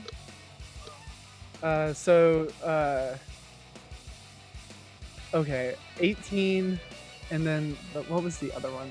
21 is the other one. 21. Okay, so 18 and 21 to Okay. You watch as the spectral ethereal hand lashes out and grabs on, but as it hits, you're used to it seeing it drain life force from it, but it doesn't seem to pull as much as it should. And Vinley notices that and knows that it would probably do that and tightens the grip because they can't regain hit points while I have them. And they have disadvantage on attacks against me for the next round. All right. Good things. That is a good thing. I love that cantrip. It's so good. But I need Doran? Oh, wow. There's a lot of people in the way of that horse. Yeah. God, these horses, man. We need these horses too. Where's Freely to talk to the horses when you need them? For real. Bernie, we got a job for you. I don't know why, but every time I try to summon Bernie, all I hear is "Go F yourself." I need everybody to make me a wisdom saving throw. Oh no. Is it Okay. against being charmed? It is not against being charmed. Ooh. It is a fear effect. If anybody has Nice. anything against fear, I'm Nope. scared. People that are near Seisha are Oh yeah, how close do we gotta be to Harold? say? Am I near Seisha?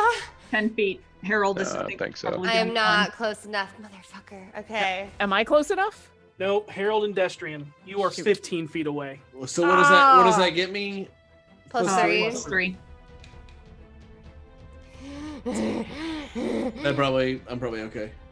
the the hand clutching against the knoll. We're just Yeah. you all know against the knoll. It begins to cackle to the point where it's letting out almost this like ethereal, just as it echoes throughout, hitting your bones as it just.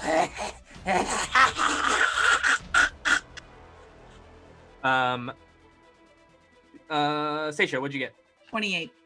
You're fine. Vinley, Total of an 8. I have a you plus are 7. frightened as you look at this thing and its jaw has completely unhinged and hangs well farther down than it needs to. The entire length of it is covered in razor sharp teeth.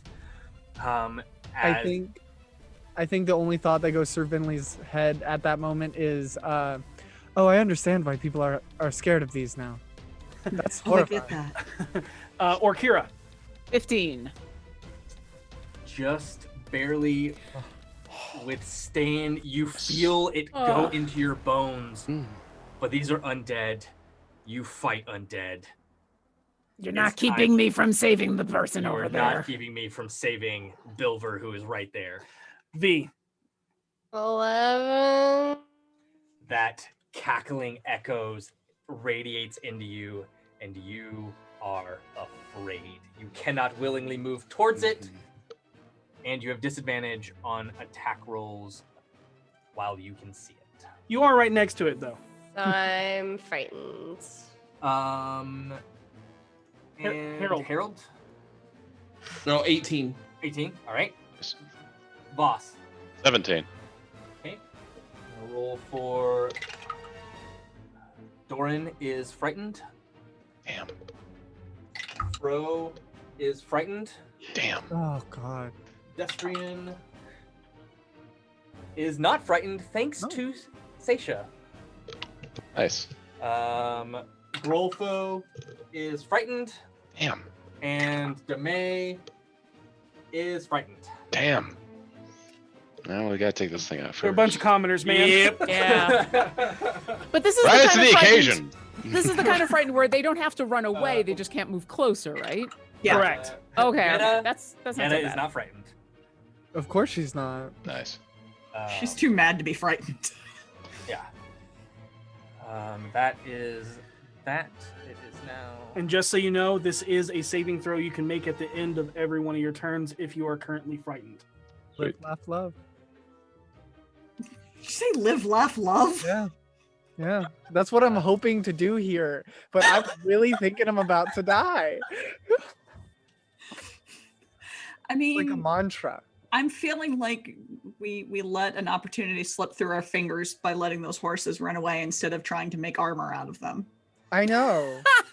All those Like somebody should have crawled in that horse. D&D Don't Beyond. You watch as the male humanoid with the greasy dark hair Ew. breaks away slowly as he disengages, and you watch as he moves around as you lose sight of him as he goes around the Vardo. His hair would be greasy. Yeah. Vampires don't sparkle, they grease. Mm.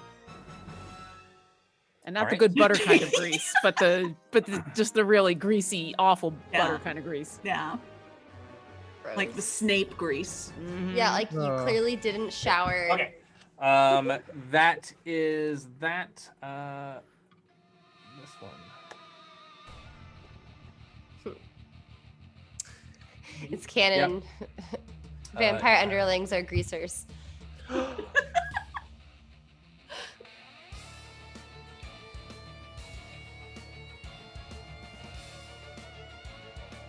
Okay. The one that just cackled that you are like fear rushing through you, V, turns as it brings its claws up to rake across you.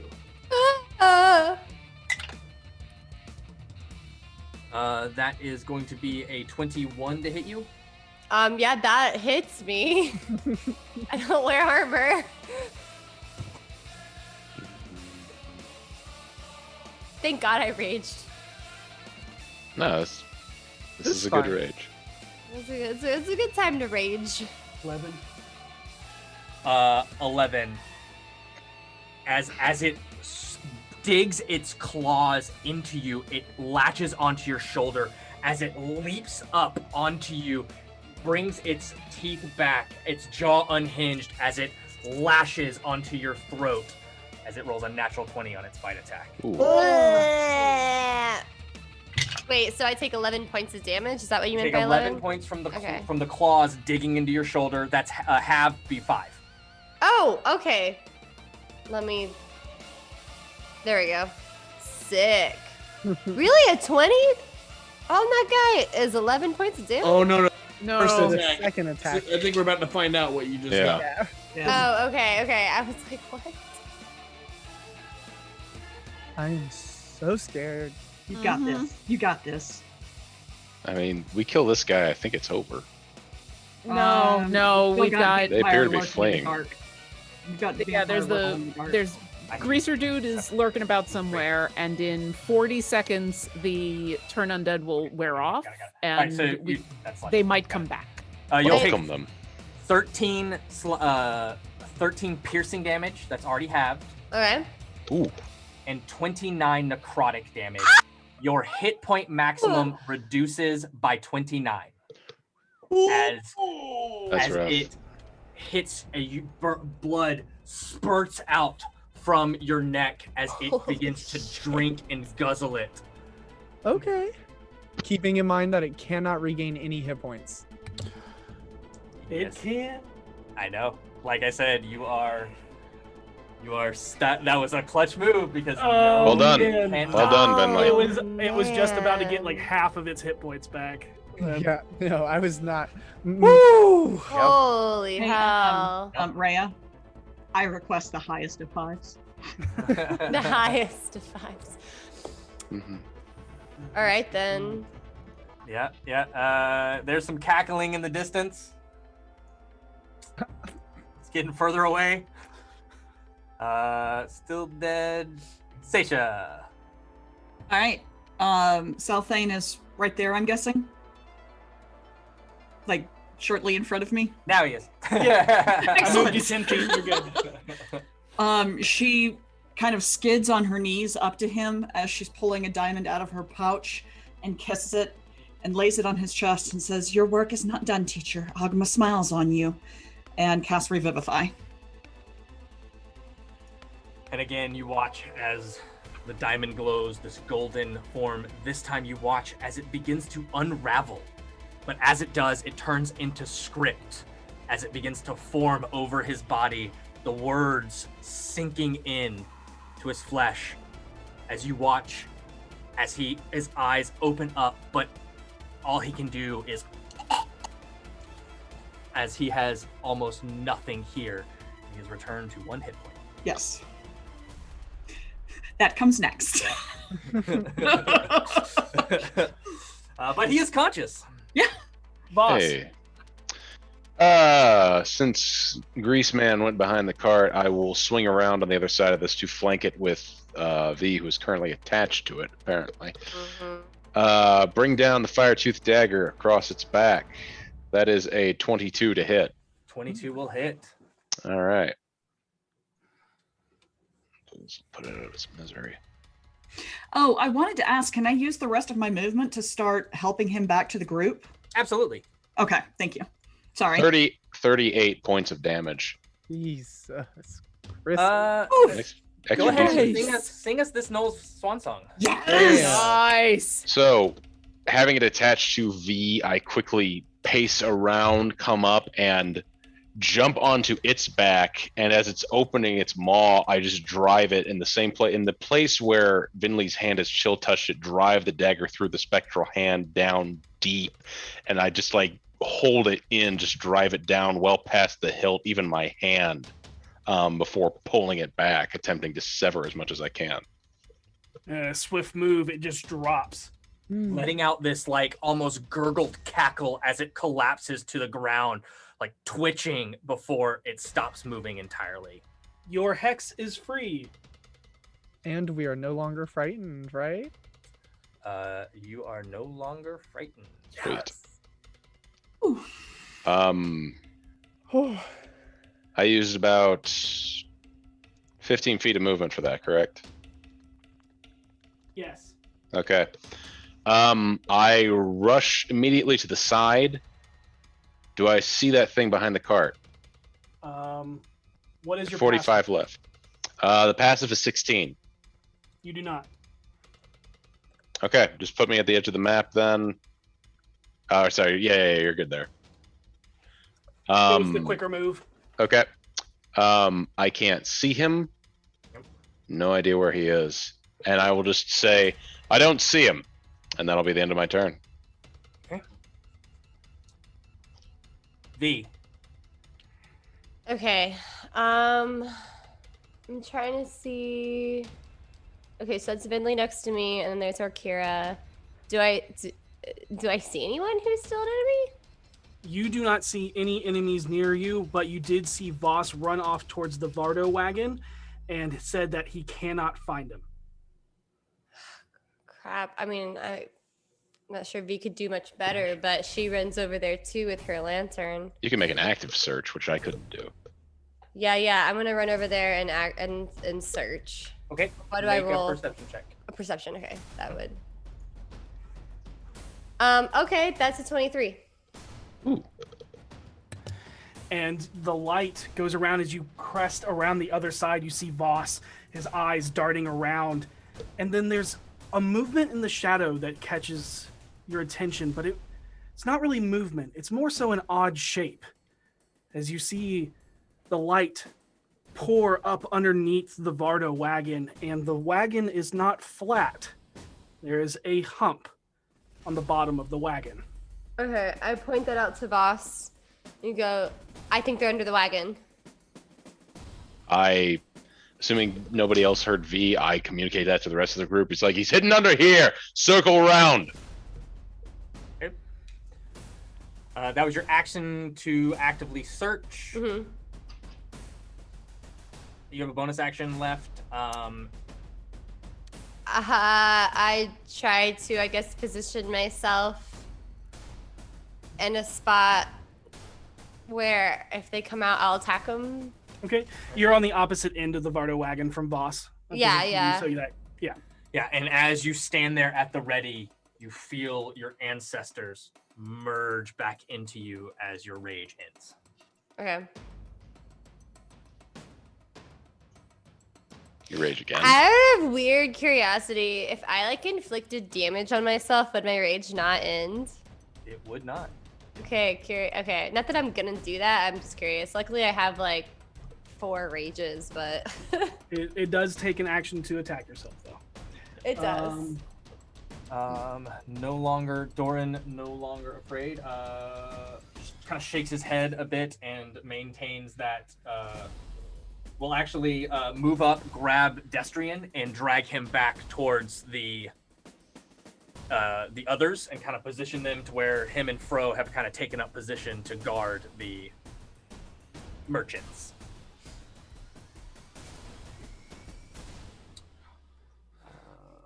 Is there anyone still dead? One more? Okay, Bilvers, I'm headed that way. good. I'm healing NPCs. I forgot to do that. All right. Yep. And they're just gonna be terrified. Fro again, like shakes her head, like kind of like slams the hilt of her sword against her shield to kind of like shake herself off of the fear as she stands at the ready, waiting to see if anybody comes, after these people. Geta is gonna move up and kind of just take flank. Well, actually, Geta's gonna come up and take Cellarfin from you. Okay. Oh, no. So, Yeah, was with Zaisha. Can one of you heal him? And She asked the group. I'm on it. Okay. and Fro looks at you and goes, "You're not like them." Thank you. She's Or, gonna hold her. yeah, or Kira. All right, with shaky wings, I am gonna fly and get myself to Bilvers. Okay, and again, just tearing the tent down.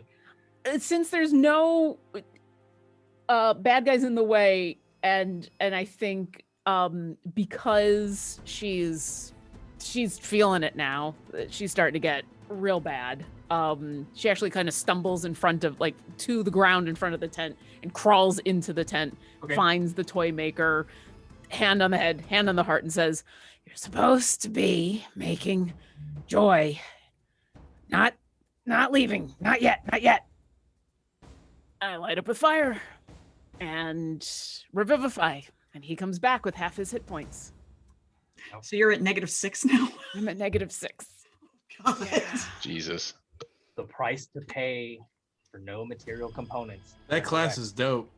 No material components, and he comes back at half his hit points. Yeah. And I will eventually recover, so that's why. Yeah, that's And- why And But you're at negative. I'm you're at -6 to any of my rolls right now. Okay. Because I take a -2 for every time I cast Revivify, and a -4. Oh, okay. It's or different. raise I thought it was exhaustion.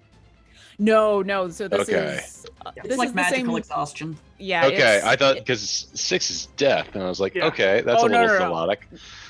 No, this is the when you're raised from the dead. There's that I don't know if The I've actually. things. Yeah, yeah. your body just doesn't like it. Yeah. Gotcha. Nope, I'm following. I'm taking that on. So yeah, Yep. but he comes back. and yeah, he kind of eyes like gasp, like terrified, looking up at you. Not really Hey. sure what happened. Yeah, toys, right? Yep, toys. Come on. We're And gonna you get can up, see and just- I'll. Like he's in shock, like Yep. not really knows how to respond. Just And I am mindfully gets up and too tired to do more than. But yep, come on. I don't know if I have any more movement, but I'll help him back to the group. I don't think so. Actually, no, he's got half his hit points, so I'll help him up, and then I will stay there because I heard Voss call out that Greaser is under the cart, so I will stay there. Do I see Greaser under the cart? You do.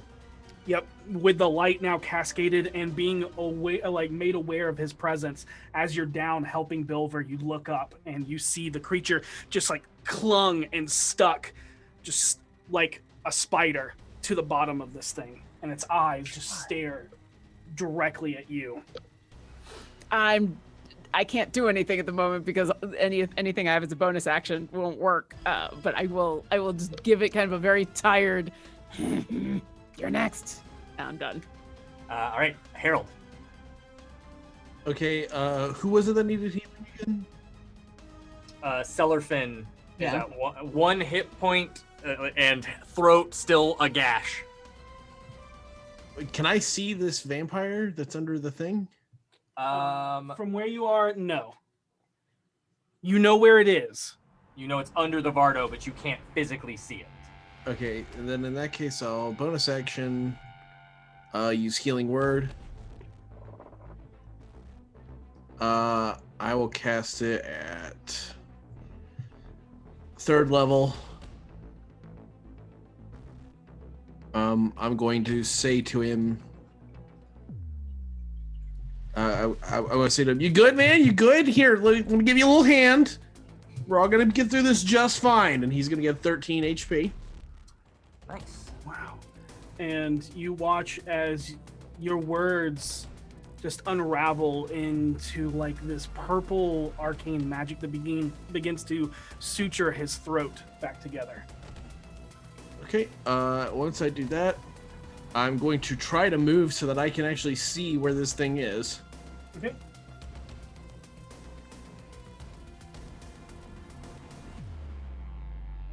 That's 30, and if you squat down, you can see it.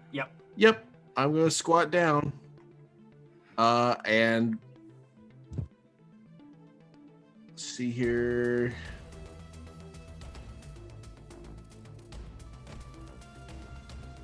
I'm going to look at this thing. I'm going to say to it, "Here's something for you to think about for a little while." And I'll cast Dissonant Whispers at 4th level. Nice. You cannot. Why cannot? Because you casted Healing Word at 3rd level. Oh, that's right. That's right. I Oh, can't damn. do that. You In can, that case, you can cast a cantrip at him. yeah, I'll Eldritch Blast him. Screw it. Okay. I How's that all? It's always a good 19. move. Yeah. 19 hits. A 19 19 does hit, yes. Okay, and then the next one is much higher than that. So, and I can't use my hex on him because but I do get the You did get your Hexblade's Curse. Hexblade's Curse. So crits on a 19 to 20. Yeah, what was that last thing I rolled? It was pretty high. 17, damn. All right, so how much extra damage does it give me? 4 damage. So he'll take 14 for the first one. And then the second one, a little lower, 11. All right.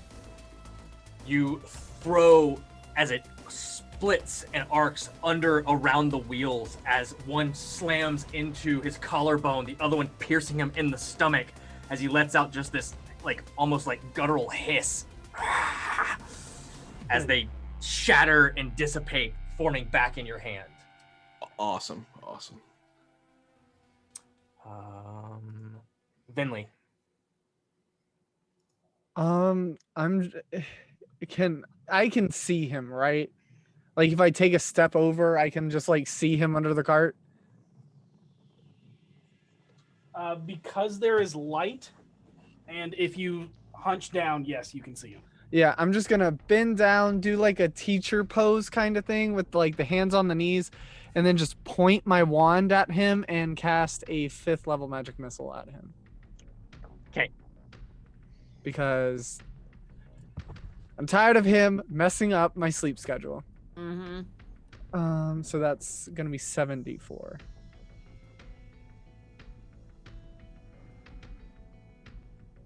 Oh, that's terrible. It's only 20 points of force damage. And just holding your wand out, this disapproving look, just this radiating pinkish white energy shoots towards Orkira, and then at the last second explodes out in multiple directions, and then from every direction inside, from underneath the Vardo wagon, just all at once, as this thing like relches out in pain. You watch as the horses take off into the Bye-bye. night. Into the night. Can I also move towards Celorphan? Yeah. You're not next to Celorphan, but you're close to the group. That's totally fine. I just want to be able to heal him some more. All right. His throat closed up, right? You saw nothing.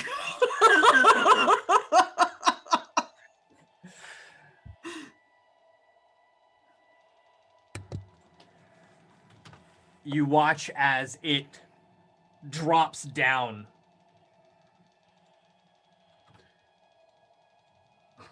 You watch as it drops down, rolls to the other side, and takes off running into the away from y'all.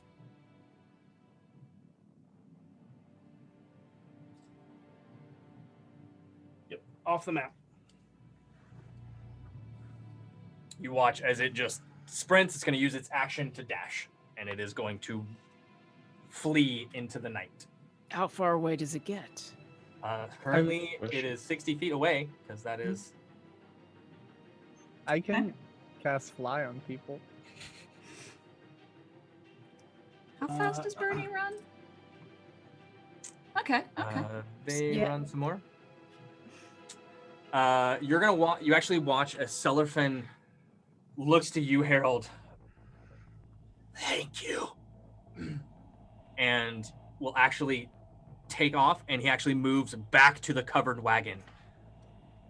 And you watch as he reaches in, grabs his long bow, pulls an arrow, takes aim, and fires.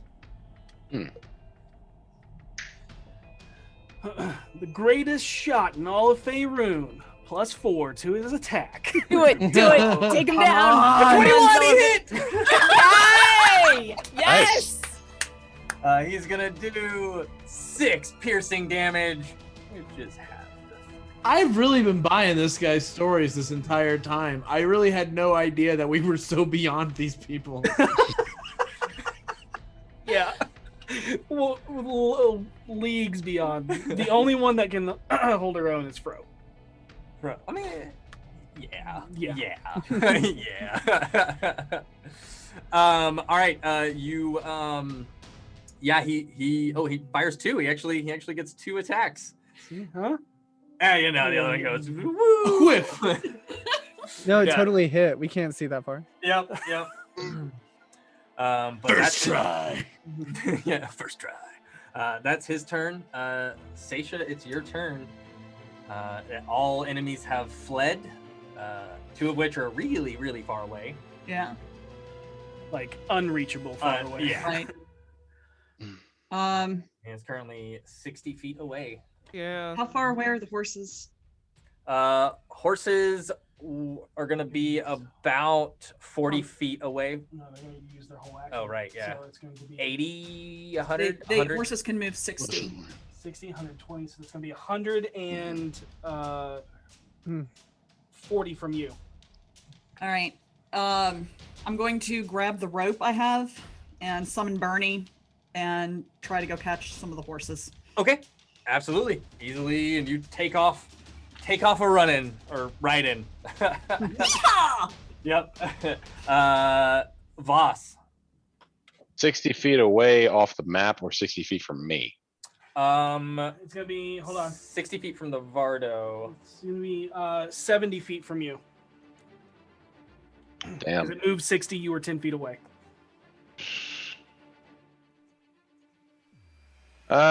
Unfortunately, because... Okay, here's a question. When that thing fell, could I have picked up my whip as a free action? Yes, of course. Yeah, absolutely. I can hit it then. Okay. Move 60 feet in and let loose with the whip. See if I can hit it.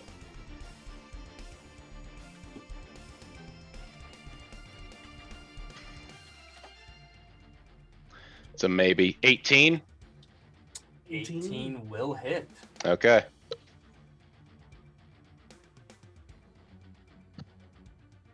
He takes 27 points of damage. You do not get your sneak attack. Why?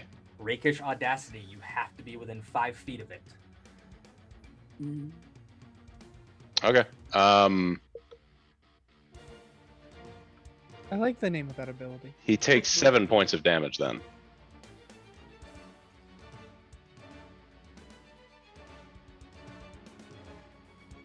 You go to crack, and as it whips across its back, you can see the almost like rattied clothes he's wearing just tears, and you can see the gash and almost like thick coagulated blood begins to seep out. And what you see, only because you're so close, is it almost looks maybe as if he's already been whipped across his back, but the lashings are too big. Because there's these large scars down its back that you can see peeking through the fabric. Interesting. Okay. That's my turn now. That's your turn. Okay, that brings us to thee. Alrighty. Okay. So, who's that on the top of the caravan? Cellarfin. The Cellarfin. Okay, good to know. There is no creature on the map. I There don't think is so. one 65 feet from you running away. Boss close on its heels. Javelins. Yeah, you know what? I'm gonna run after it too. Okay. V takes off running after it. And I'm gonna do like I guess my bonus action will be like another dash to get closer. Cannot dash as a bonus action because you are not a rogue. But you can move and then action double move. If you wanted to, or move and throw a javelin. Yeah. Wait, but I've been able to move twice in the past. As an action. Yeah, it has to be your main action to do it. Mhm. Oh, that's fine. I'm special. Sorry, in my mind it was the action, like the It's okay. initial Yeah, so running you want was to the action. dash and get up next to it, right? Yeah. Okay. You take off and you move up just past Voss as you stop almost like right in front of it because you can move 90 feet with a dash because your speed's 45, right? Or yeah. Yeah. You get No, in actually front my of it speed trying is to 40, block not it. 45. Oh, well, 80 feet. Still enough to get. Yeah. Wait, did the sound just cut out? It shouldn't have, did it? No. No, Oh, no, that was She weird. just ended the sentence abruptly. Okay, yeah. I'm sorry. That's what Zoom isn't working very well for me, so I'm having Oh, to no. use the stream to like look at the map, and so there's a delay on everything. All good.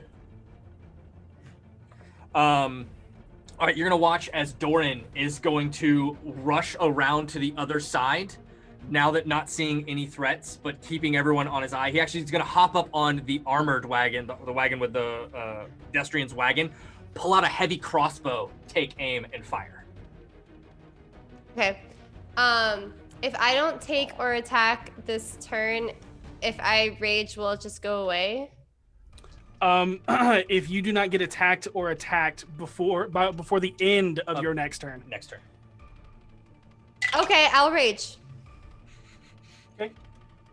Because I want to be able to do spirit shield and stuff. Yep. Doran's crossbow bolt is gonna go wide. Geta is going to almost do the same as she is moving towards, like chasing after you all as well, but still staying within the camp, isn't going as far away. Getting to where she can get a shot. We'll pull out a heavy crossbow and we'll attempt to take a shot as well. Hey, boss. Yeah. Can I get you to roll a D100? Certainly. Oh no. Oh. I did point out where this was to everyone, but in the heat of the moment, I can see you not seeing where the bear trap is.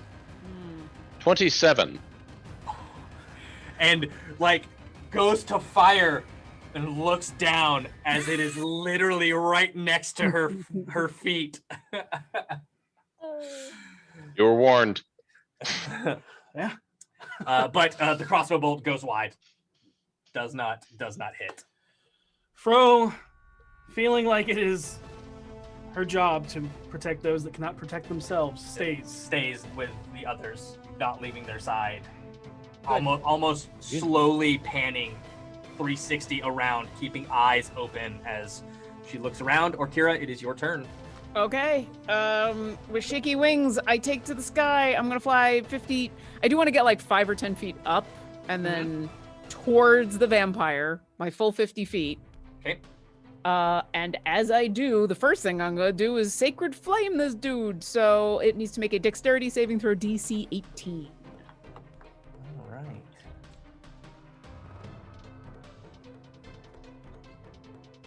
And It fails. That's a 13.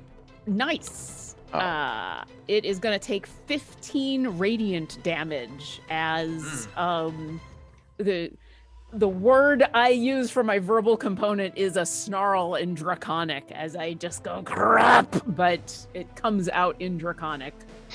Is it still alive? It is.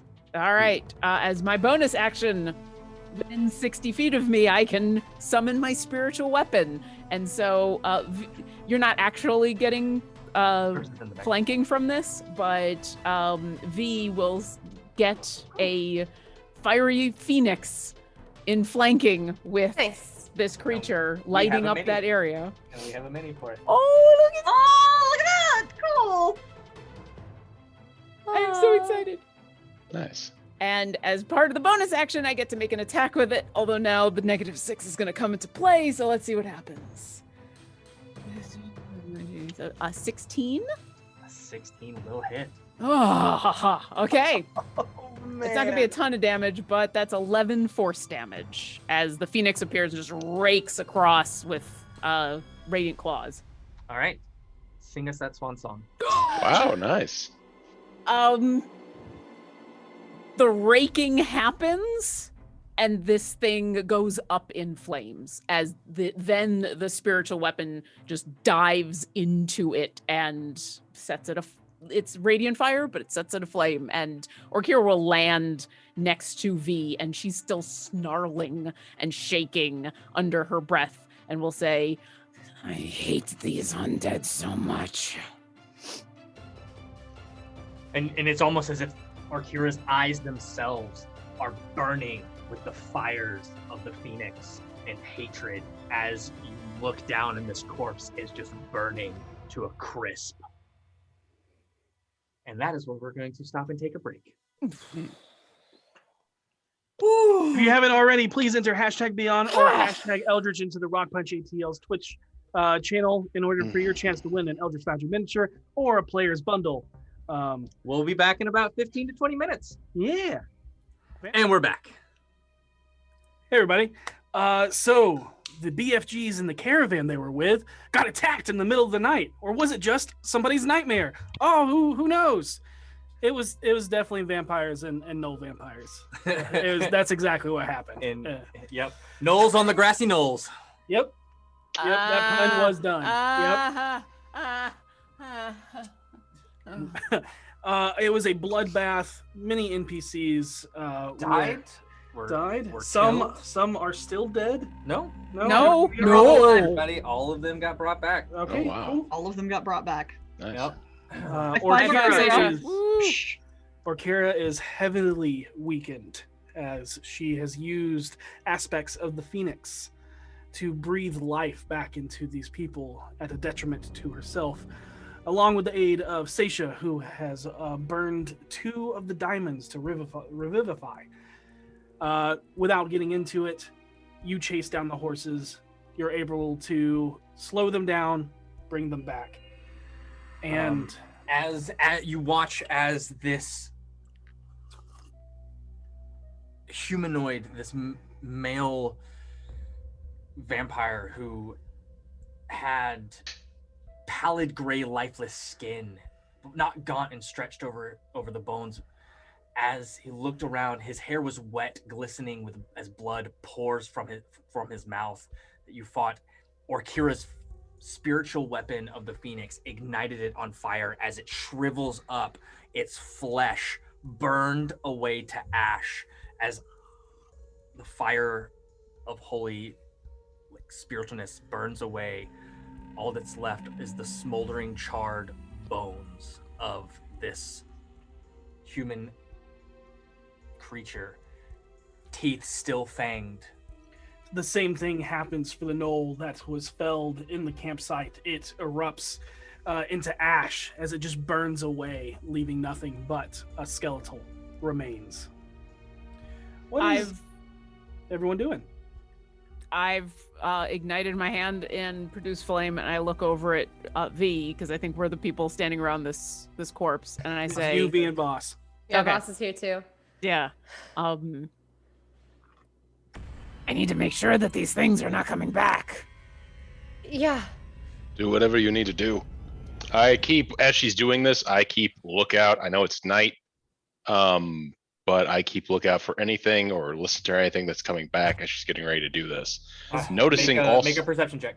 As you know, one of the vampires and one of the gnolls was scared off into the darkness. Yeah, you are making this at disadvantage because it is pitch black. Make that again. It's pretty good either way. 22. That's pretty good. You look, trying to see shapes and movement in the darkness, the firelight and the glow from the lantern that V holds kind of emanating out from her. You don't see anything, but you hear in the distance the far off cackling of one of these creatures. Quickly. Seems to be moving away. It's getting quieter and quieter, Far beyond your range. but you can still hear it in the quiet night. Do this as quick as you can, please. 2 quick questions. One, how much longer before the turn undead ends? Because we had gotten like 30 seconds into the minute of turn undead, so it would have continued. Oh, how many? You got 4 rounds in. Yeah. To turn undead, so not quite half, almost half, almost 30 seconds in. I mean, yeah, I'd say you have about 36 seconds before it goes away. Okay, then hearing that from Voss, instead of doing this here, she snuffs out the fire and is gonna say, "Help me!" And I'm gonna gather up the bones. I help her. Okay. While I help her that too. is happening, can I be looking over the bones of the Knoll vampire and with the I'll make a new one if I have to, but with the 24 on just vampires in general, can I figure out, do I need to get rid of these bones or are they're chill, right? Like they're not gonna Are these bones chill? You know that if as soon as this creature was slain, if it was a greater threat, it would have turned to mist and tried to escape via mist.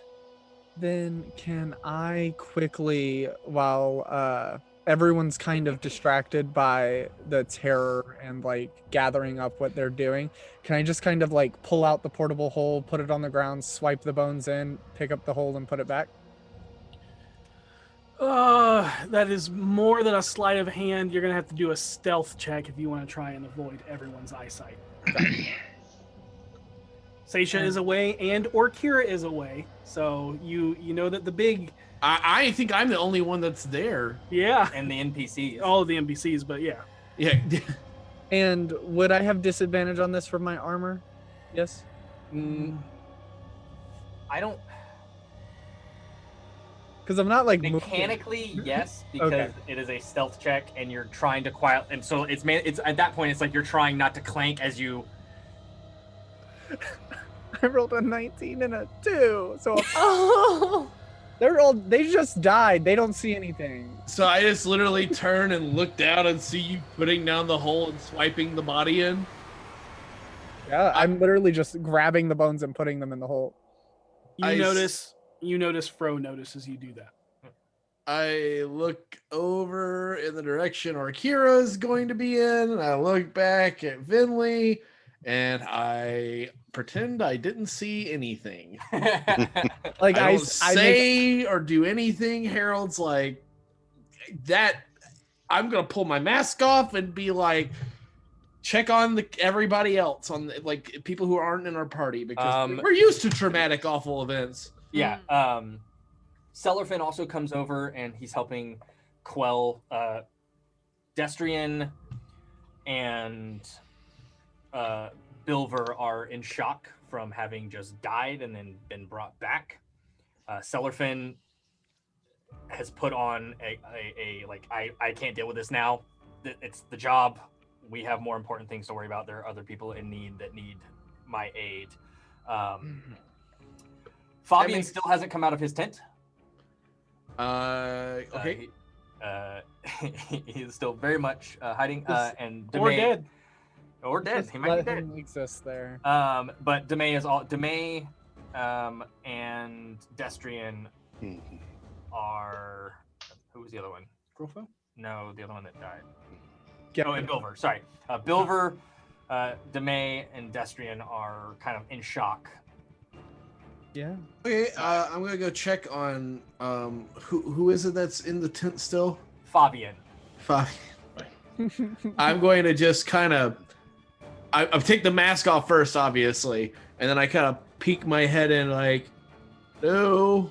And as you peek in, go ahead and make a con save. Yep. Oh. Yeah, I'm gonna catch like pocket sand or something. Where's my? I hope it's pocket sand. That'd be There so you go. amazing. Con save. It's handy. 6. 6. All of a sudden, there's this very pungent, rose-smelling, like mist that just spatters in your face and blinds you and chokes you as you breathing in pure perfume. And you hear, ah, they're after me! Save me! Jeez, I can't say that. I hear them cackling! And I'm going to stagger away from the tent. I'm just gonna point and I'm gonna turn to where I think Vinley is. I'm like off by like 30 degrees, and I'm like, Oh, you fucking got me in the eyes. I put my hand on his shoulder and I said, "He got my lips with the balm earlier. It's fine. It'll go away. Here, open your eyes. Open your eyes." whoa, it tastes like roses. It smells did like you- roses, and yet it also smells and tastes like ass. I don't know how he did both at the same time. Oh, it just burns all the way down. Somewhere I 60 think feet I away, swallowed Orkira. like a handful of it. Somewhere No. 60 feet away, Orkira pauses in grabbing bones and looks up at Voss and says, "Roses and ass?" Oh, Focus on the task at hand. We'll deal with. Yeah, we gotta get back quick. Can I Deal Bee with this in a- whispers to herself, "Did Harold find my lotion?"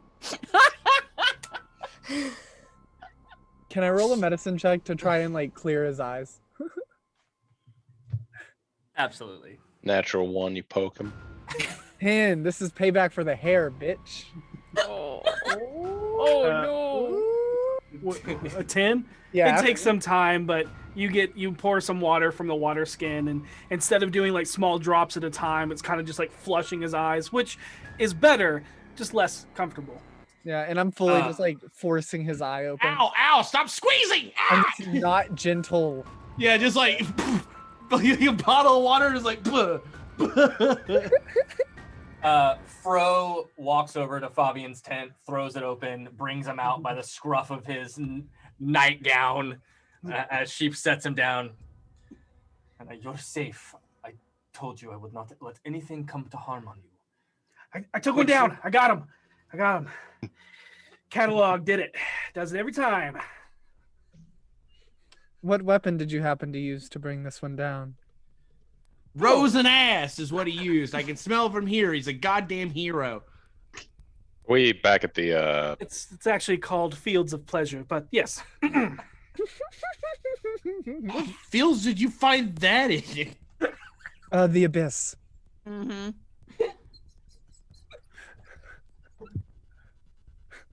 Are we back? Yeah, we returned with Yeah, a you're bunch of back. ideas. Okay, Dustin will be with us in a moment. that's okay. Okay. That's fine. We return back. I will direct everyone to dump them into the fire as I'm trying to figure out exactly what I need to do, and then I'm gonna look around because I know at least one other died around here, and so I'm looking for the other one that died. I'm I dumped intentionally the on bones the in fire. I'm intentionally on the opposite side of the camp of where Kira just doing something else. Like doing literally anything else. Sorry if I smell like a gym room with a bouquet somewhere inside it. I got I don't know what happened to me, honestly, because I didn't see anything. 1 second I'm looking, and the next second it's like I'm back in high school. It was awful. High Fine. school smells like ass and roses. What? It did if you wore my cologne. Oh, okay. Where's it the no- other one? Is everyone alive? Better than the panther one for sure. Voss, the only person you do not see is Seisha, but in the far off distance, you do see the blue lit flame of her signature horse, Bernie. I wait until she comes back before going any further then. Or Kira, the only bones that you find are those that are dropped within the bonfire. What happened to the other one? There was another one here. I need to try to take care of this. Oh, don't worry about that one. I collected that one for study later. I've never seen a gnoll turn into a vampire before. Shouldn't we make sure it's not gonna come back? I mean, I know those things. It's not powerful enough to come back. The one you probably took out probably wasn't powerful enough either. Usually when a vampire is more powerful, they turn into like a cloud mist and then kind of float away. Yeah. Purpose.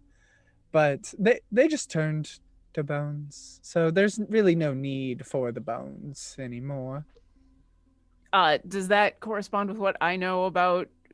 I know I've never met gnoll vampires, but I've met vampires before.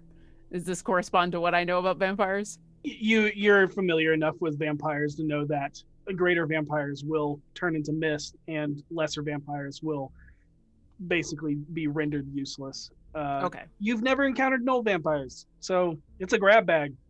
Yeah. Do I also know enough to know that the lady was probably a full vampire? Hard to tell in the middle of a fight. Okay. Orkira will just kind of look at Vinley, and she's just exhausted, bags the whole 9 yards, and goes, okay, I mean, I guess I owe you another set of armor. Oh, no, I can fix that. I just need some time. It's just light singeing, really. Okay. And then she'll just stand over the fire where the bones have been dropped and watch them burn. I send this question to both Vinley and Okira. You familiar with these things that attacked us? Vampires? Vampire. Yeah. Are they likely to come back? It depends on if they were part of a bigger nest or a brood. Really, if they feel kinship towards each other. But if they don't, they probably will just run away and continue on with what they were doing, hopefully looking for another meal. But How far are we from Daggerford? a day.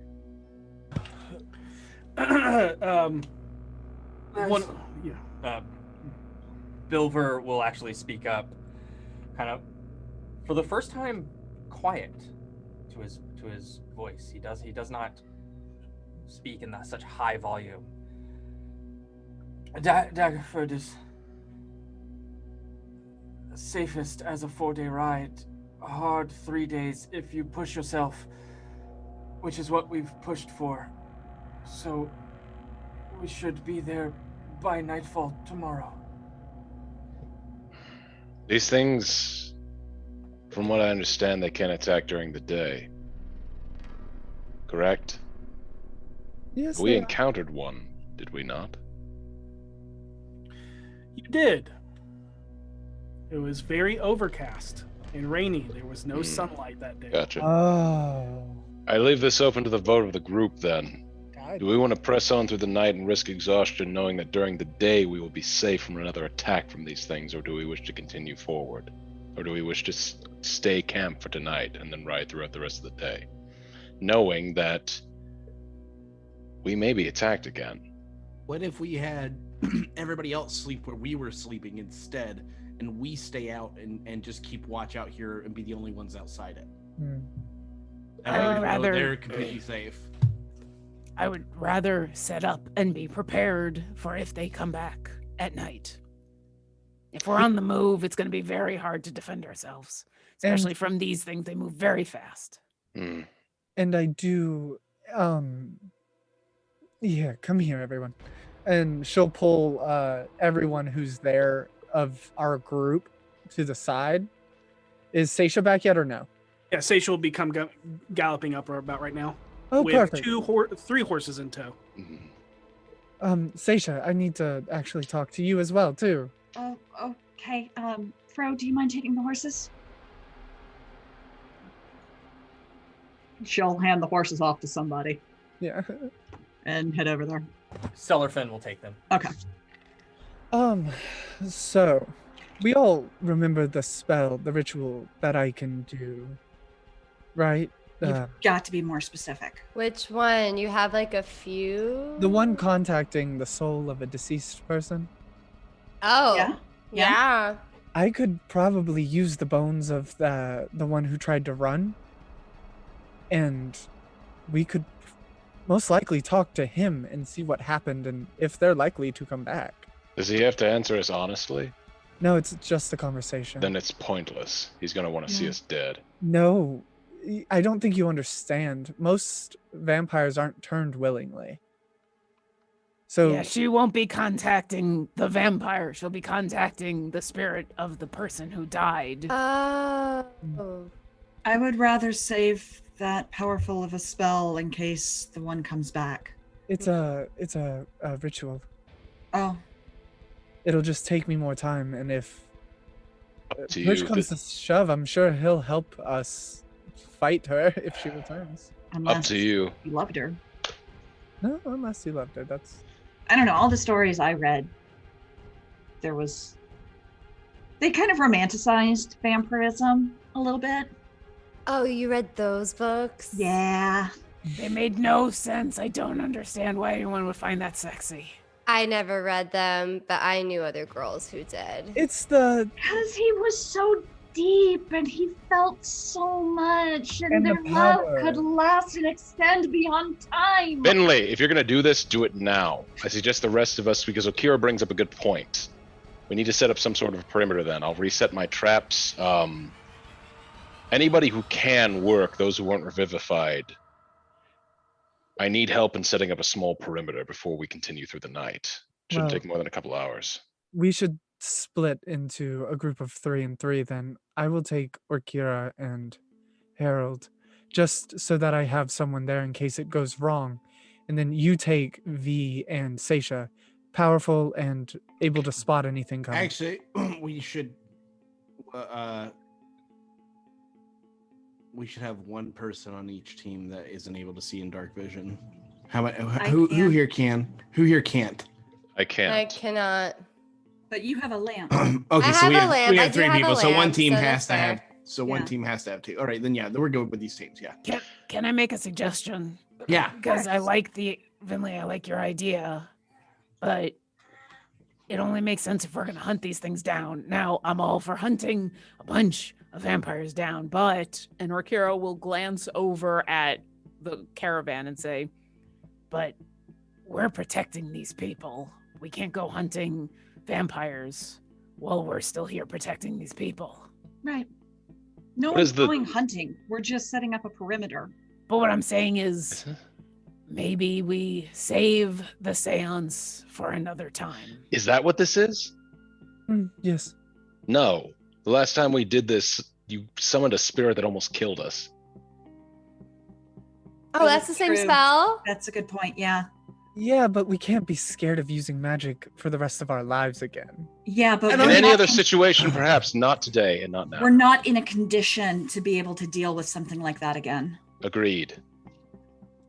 Yeah, I'm not prepared to be able to exercise you if that happens. But and Orkira will just kind of casually reach into the fire and grab a bone that's still around and hold it out to Vinley, even though it's probably still smoking and you don't want to touch it. And then she'll realize what she's done and kind of hold it back and say, "But when we get to Daggerford, if you want to do that, and then we can go vampire hunting, I'm all for that."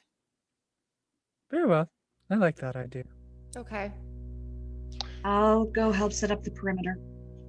I reset my traps, perhaps doing a better job of hiding them this time as well.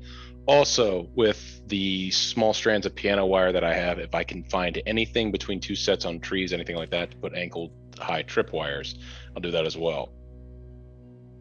There's only one section that has small trees that are gathered close enough for you to do that. Good enough. But this place is way less covered in trees than your last location. Understood. And I will, on those, are there any like flat plains, things like that? Things that aren't too grassy? No.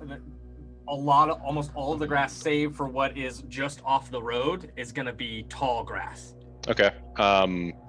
Knowing I may not get these back then, I will expend...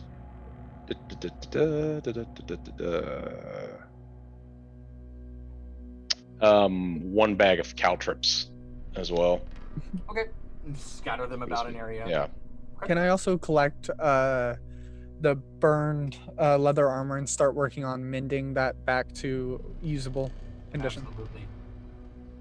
I'm going to look over at V, and you'll see my head cock, and I'm going to say, are you okay? Yeah, I just need to like sit down for a bit. You know, I'll walk over and I'll like be fine by tomorrow. put my hand on your shoulder and kind of peer at the wound that you've got. Yeah. And can I tell what's happened to her? Go ahead and make me we'll call it a medicine check. Okay. We'll call it a medicine check. Call it a medicine check. Okay, that's a dirty 20, and then I have a -6, so that's a 14. Oof.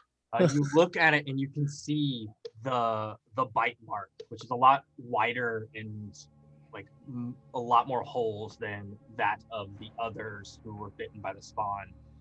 You can see that it has already begun to like decay, blacken around the skin, as it's constantly just trickling blood.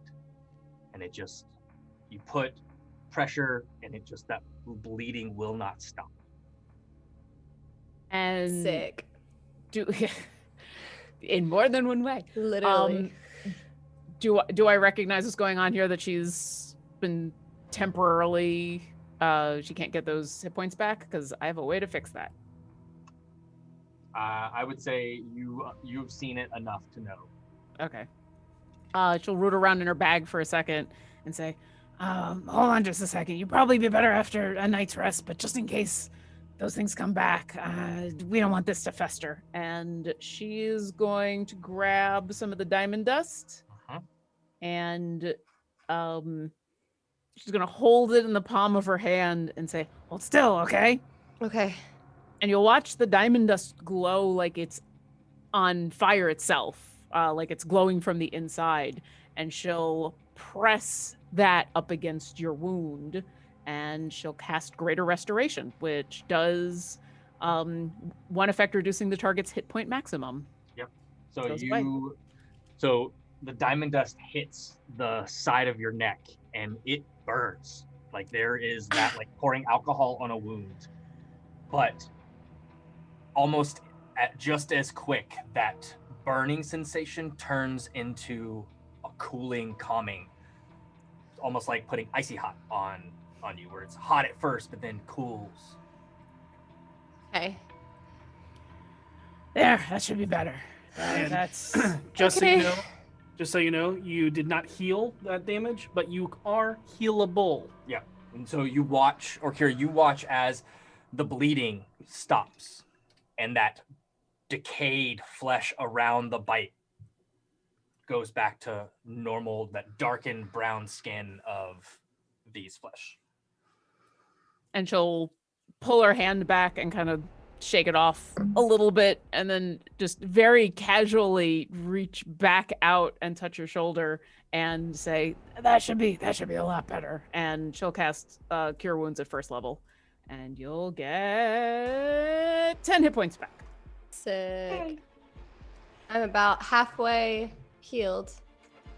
That should hold you off. I just didn't want that to fester. Thank you so much. I was, yeah, you know, Yeah, I know. not feeling All right, too we should hot. probably, now that things are set up, we should probably try to get rest and get back to our watch schedule. Yeah, yeah. Do I still need to be up to watch, or can I go to sleep? I think you Go can to sleep. sleep. Yeah, I think you can sleep. I feel bad. I think we're into second watch at this point. You're about to start, yeah. All right. So she just sort of like kind of immediately like passes out. She's exhausted. Seisha goes over and like starts to get back down in her bed next to Orkira and kind of looks at her. Are you okay? I haven't gone back to bed just yet. Oh, okay. so, Well, she'll like, before she's- then she'll turn to Orkira. Are you okay? Yeah. I will be. I'm just really tired. But like, this is why I'm here, right? And she's shaking. When you come up against her, she's just as cold as she was after she had done the raised dead a couple days ago. But she looks like she's starting to rouse again about, like. Thanks for your help. I'm glad we were able to save everybody. Yeah. That's a very different feeling. It's good though, right? Really good. Yeah. Really yeah. good. It's good when you can keep the door open. Someone can come back. Yeah. Yeah. It's Their tiring, story goes though. on. Huh? And their story goes on. Yeah. Yeah. Let's get you some rest. Okay. And she's still just like staring at the fire, just brain gone, just body on Why autopilot. don't we sleep next to the fire? Hey, Oh, that's always a good idea. Yeah. Vinley's gonna actually come up because she wanted to talk to both of you, and this seems like a good time. Hey, I was actually wondering, who's on second and third watch? Because I Boss can and Harold, and then me and Orkira. Because I can let everyone who died tonight stay in our hut, Yeah, just to make sure that nothing can get at them. I'm fine with sleeping outside. There's Yeah, me too. there's no reason for me to not sleep outside. Honestly, if I hate to say this, but if everyone of us wanted to sleep outside of the hut, except for Yeah. me, because I have to be inside of it to keep it up, Mhm. I could let all the people who don't know anything about fighting. I think that's a great idea. Yeah. Yeah. And that way, if they do come back, we know at least they're protected because you won't let anything in. So that's Yeah. good. Yeah. Right. Yeah. Okay. All right. Well, I'll go gather them up and let them know that we have a very secure place for them to sleep tonight. Sure. And then Vinley will go around to 8. I don't think there are that many, but all of the people who look like they can't fight and the 4 people who have already died. Okay. You're traveling with 9. 3 of them are known fighters. Okay. 4 of them, because Cellarfin can. But Cellarfin is also one that died. So he probably will take the rest because he's not feeling too great. If there's any open spots, V is the first one to get it, then Orkira, because V will hurt me, Orkira won't. And then Harold, Boss, and then Seisha. So you will have 6 in the hut, then you, so that makes 7. So there's space for 2 more. V and Orkira. And I will allow everyone in the camp that we know to be able to like go in and out of it. Like I'll designate it open it to them, but only 9 people can be in it. But she can. They can have my spot. I can see completely fine in the dark. Like it's daytime. It's fine. But we've got it. Like, I'm just letting everyone know that if you need to get into the hut, you're able to. Well, what I'm saying is, if we can put more people from the caravan in this hut, then I will step out so that another person, like especially if it's like there's a significant other or something. You weren't in the hut. Yeah. Oh, I wasn't in the hut. Perfect. No, Never you're mind. not in the hut. I'm not hutting it. You're not hut. You're not hut. You're just not hut material. Sans hut. You're not hut worthy. I'm not hut worthy. You are not hut worthy. Boba is Okay, I'm not going to either. have you around. Nope, you're not allowed. Yep, there's no sitting in the hut having boba tea.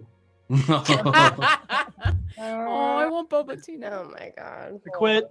Thank you. It's been fun. I made it Yep. 100. Whoa, I've been making these jokes like it's my Jabba, all right?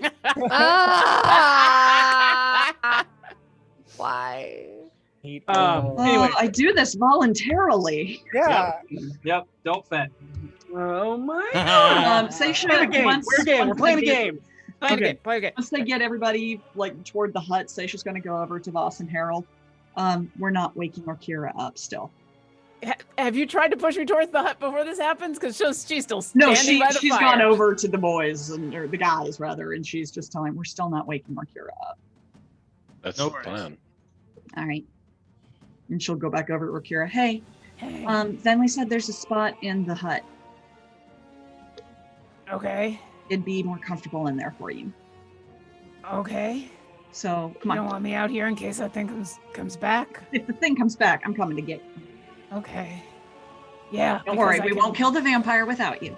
I mean, if you can kill it without me, that's fine too. But like, I can help, right? Okay. Yeah. All right. I think you could take it by yourself, frankly. Oh no. No. Come on, let's get you to No. bed. No. All right. And she just follows. I guess She'll get her all set up in there, and then she'll go back out and lay down by the fire and go to sleep. And I guess I'll take watch with Voss. Okay, so Vinley, are you staying up your last hour as you start mending this leather?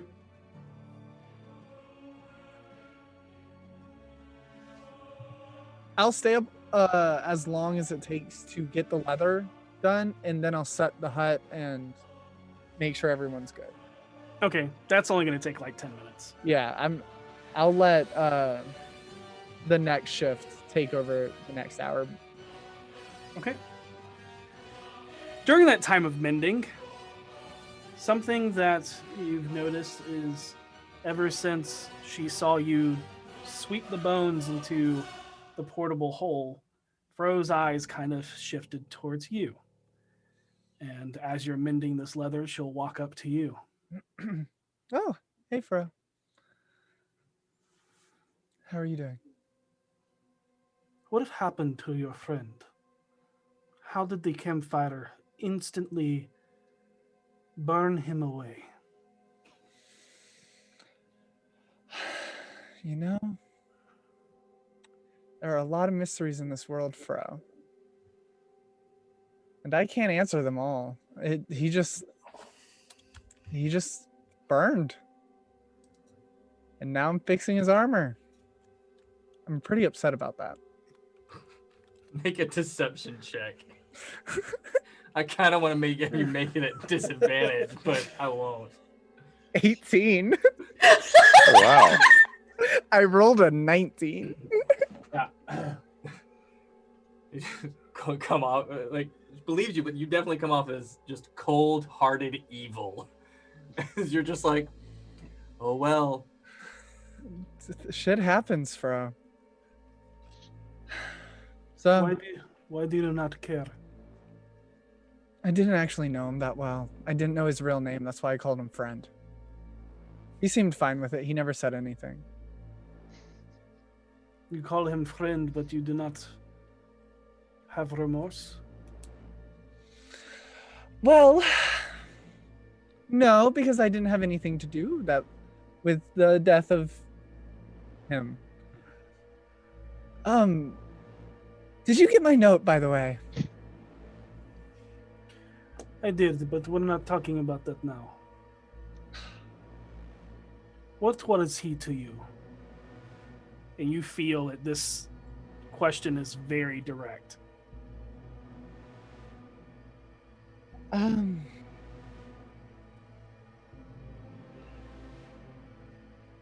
He was simply someone that I had under my contract. Your control. You owned him as property. No, Fro, it's not what you think it is. It's not even remotely close to what you think it is. I Then ma- can't tell you exactly what it is because it might make you hate me even worse. And I don't want that to happen because I sincerely don't want to have more problems with you.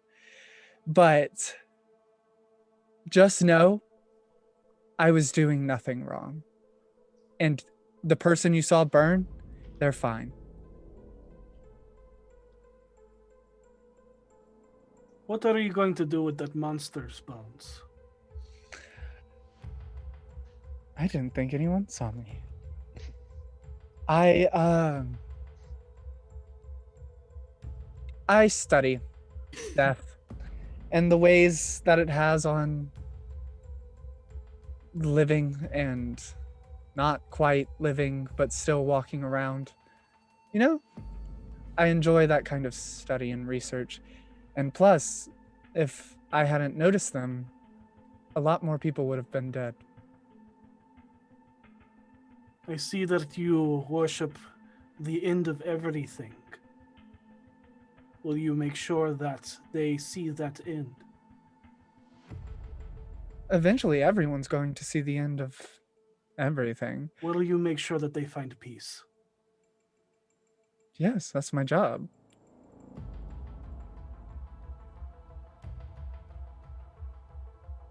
Don't know if I want to make you roll persuasion or deception.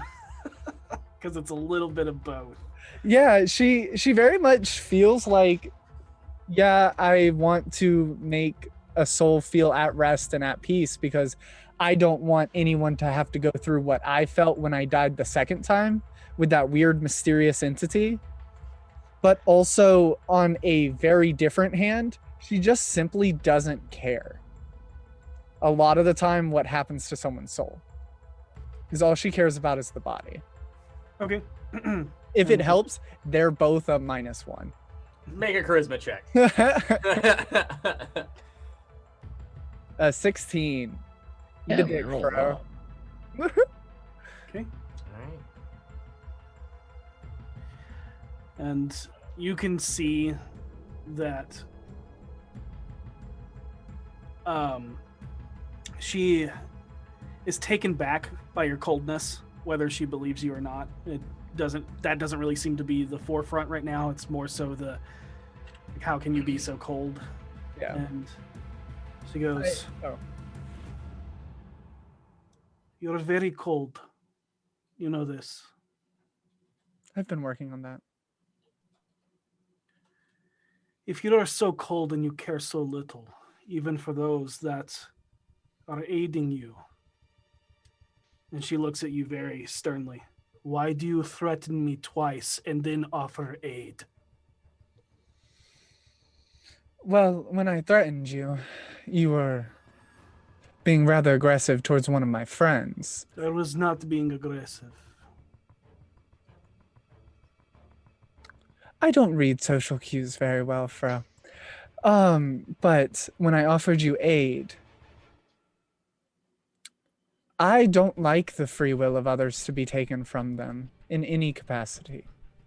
So if there's any way in any world in which I could help you do anything to get back at those people, I will happily assist you with anything that you need. You can roll persuasion. I almost rolled perception.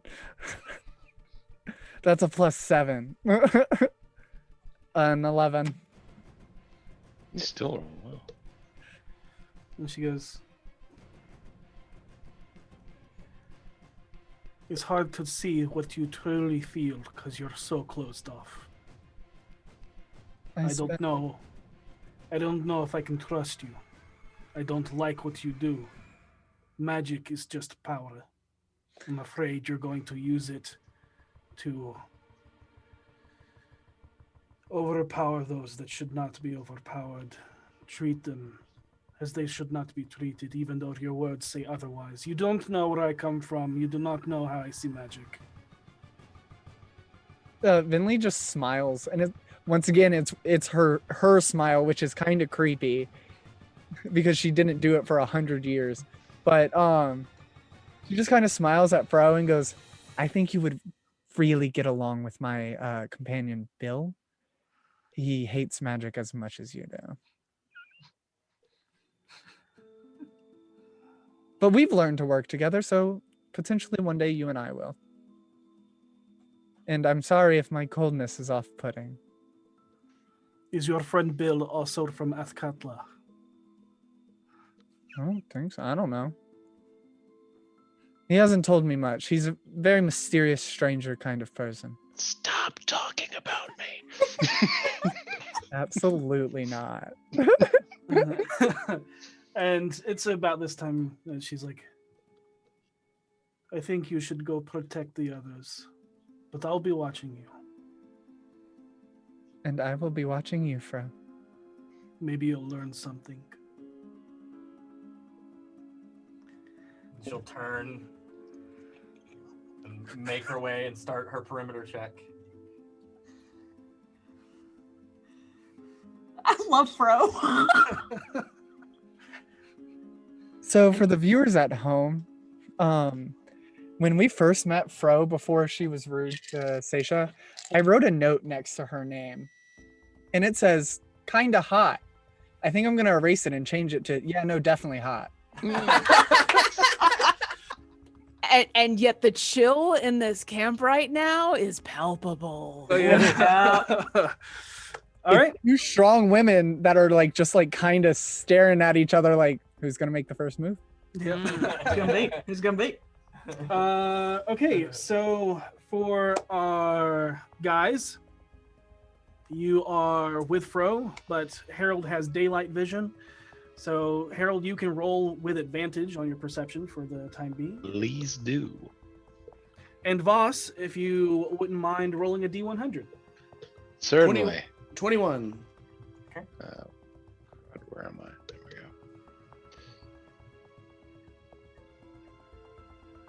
95. Okay. Duly noted. And is there anything that you guys want to discuss? If not, your watch goes by uneventfully. I'm good if you are. I'm good.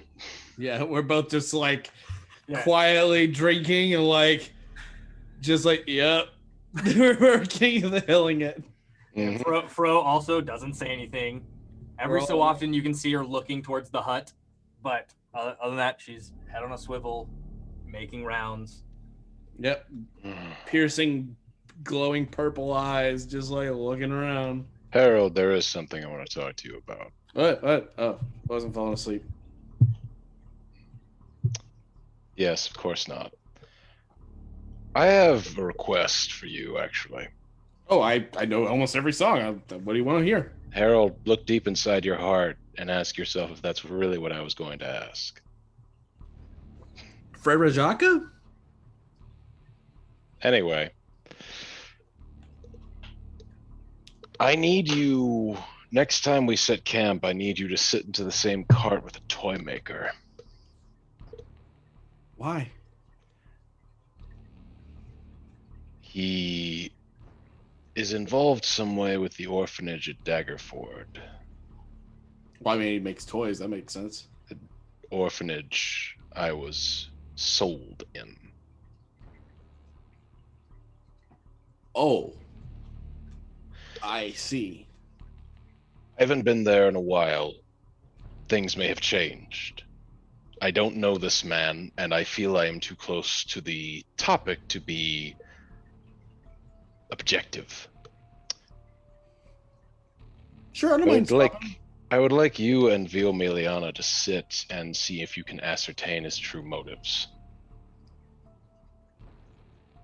Yeah, I don't mind that. As long as I don't have to get sprayed with rose and ass. I have no context for this comment, so I will assume no. Okay, then I'm probably fine. It wasn't him. I don't know how to tell you to go about doing this, but I need to know. If he's somehow involved? With the ring, yes. It's going to be difficult to work my way around to, but I can try. I know, but if you two end the conversation suspicious, well, I think you can guess where I'm going with that.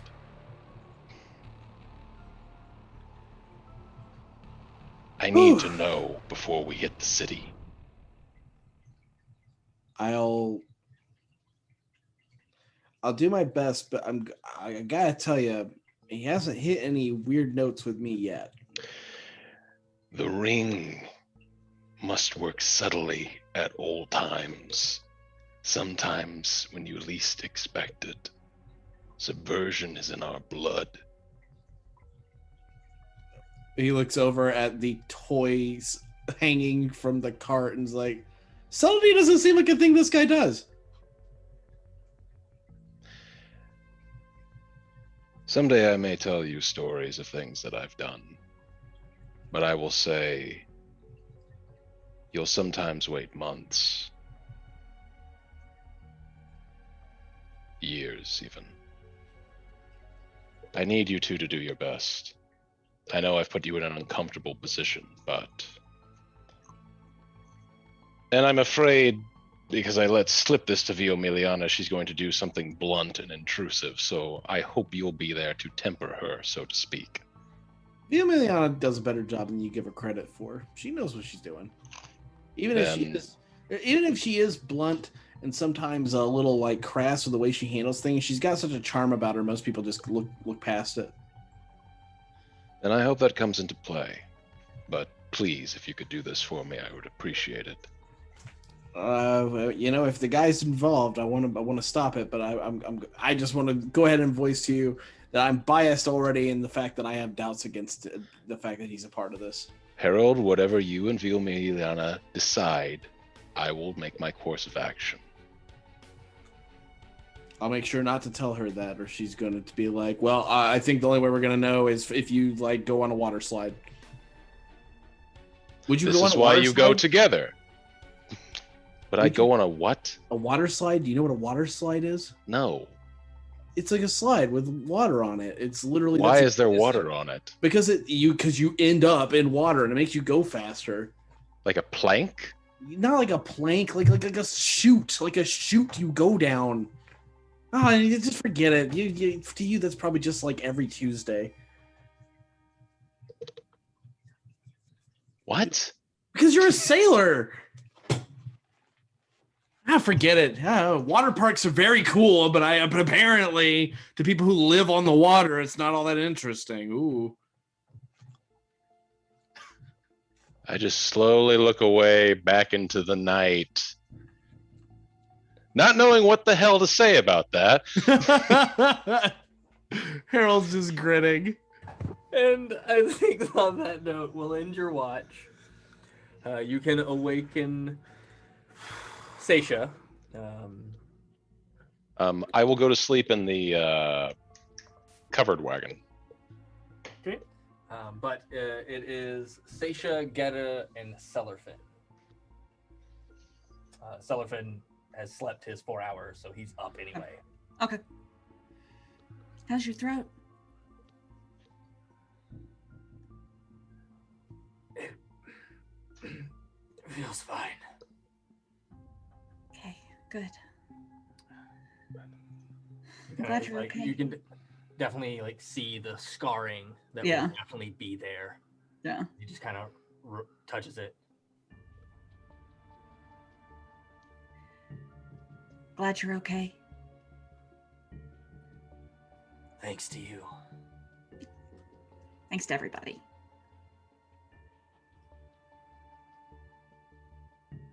Hey, let's set up a watch, huh?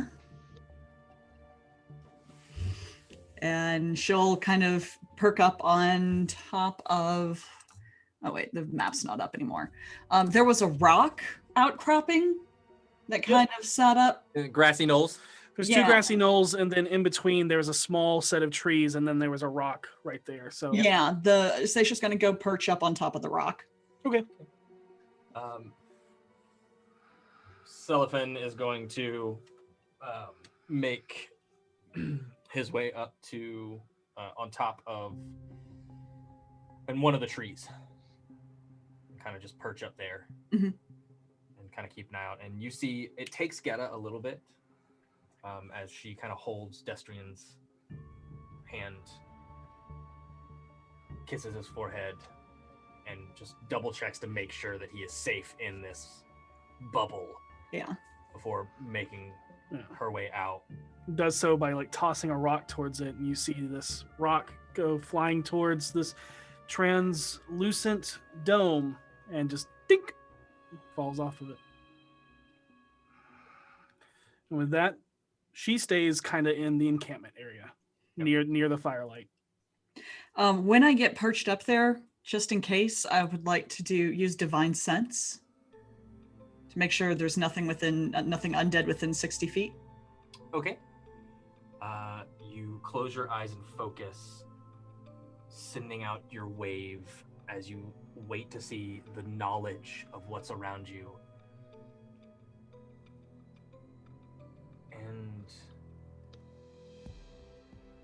for a brief moment, there is Faye. But then it's gone.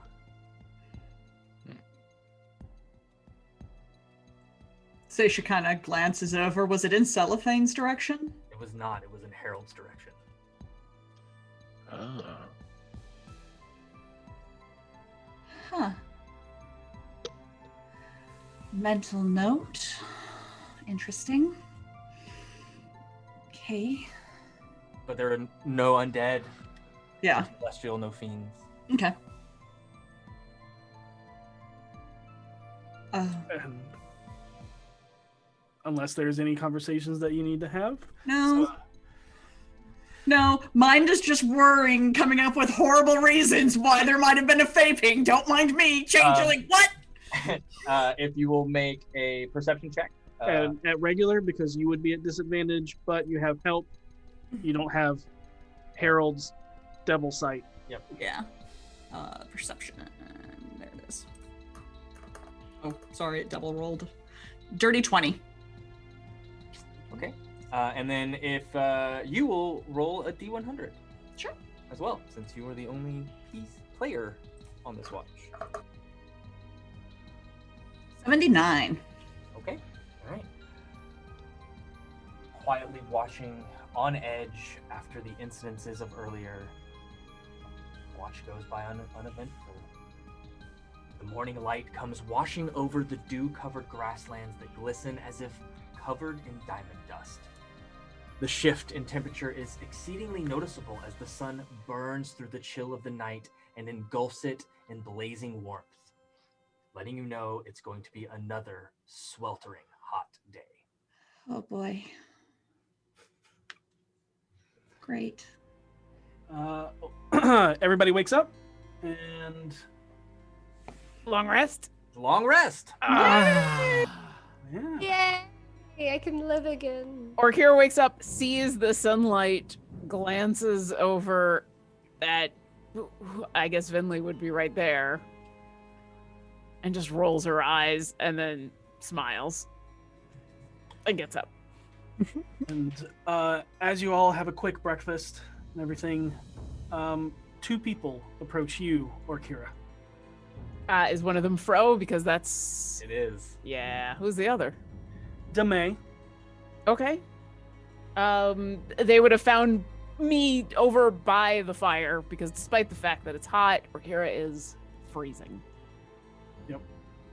Oh, hey, I was gonna come look for you before we left. I was, you had your question, right?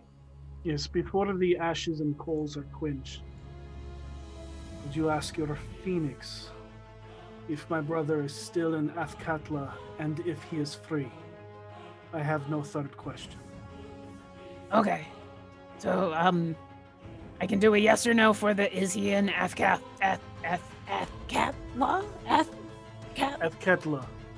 That's hard to say. Okay. And then, yeah, is he free? Yes or no? Okay. And then, hi, did you have a question too? If it wasn't for you and your lot, I wouldn't be standing here today. 6 years I've been traveling this road, and every year it seems to get more and more dangerous. I'm making my way down to Scornable, and then splitting off from the rest to head back north with a new caravan. I wish I could have you the entire trip, but I can't afford that, and it'll take a large amount of time. Kind of muttering to herself. Instead, could you please tell my husband, his name is Gomen Girop, that I will be back home in about a month and a half, and I plan to stay for a long time, and I love them all very much. Oh yeah, you wanted me to send the sending. Yeah. I can do that. Okay. Well, what was his name again? Gomen Girop. Okay. All right. Let me do this first, and then I'll do that. So stick around.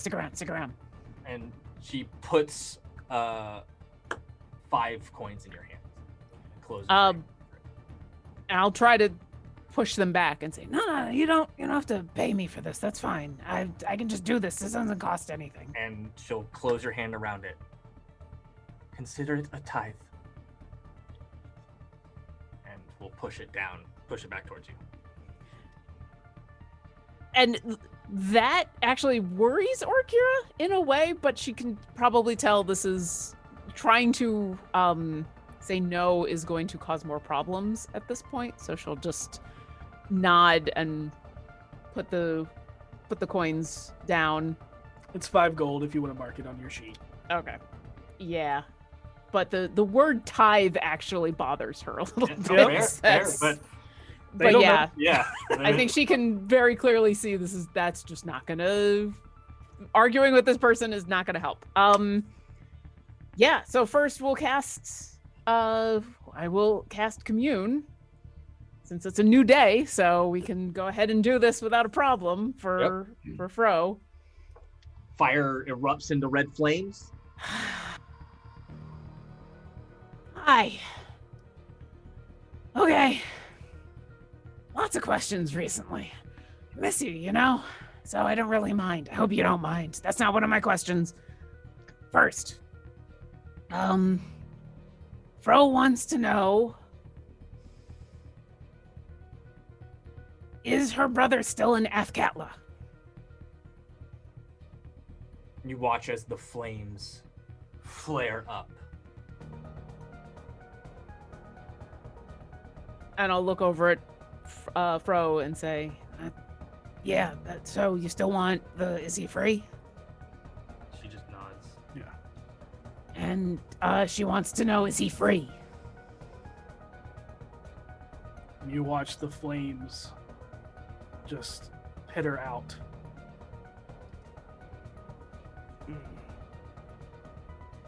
and I'll look back over at her and say, I'm sorry about that one. Does that inspire a third question? It does not, but he will be free soon. You can see her clench, her jaw clenched, as you can see the muscles of the jawline just tighten. And just pure determination. Okay. And then she'll look back at the fire and take a deep breath and say, are there only the 2 vampires left in that coven? You watch as the flames flicker and die out. All right. Thank you. I appreciate it. I'll probably talk to you tomorrow. That's good. Okay, you had ascending. Wow, the last time I went on a caravan, I wasn't this busy, and we were attacked by giants. Okay, Goman Garup, you said? Okay. And she nods. And I will cast Sending.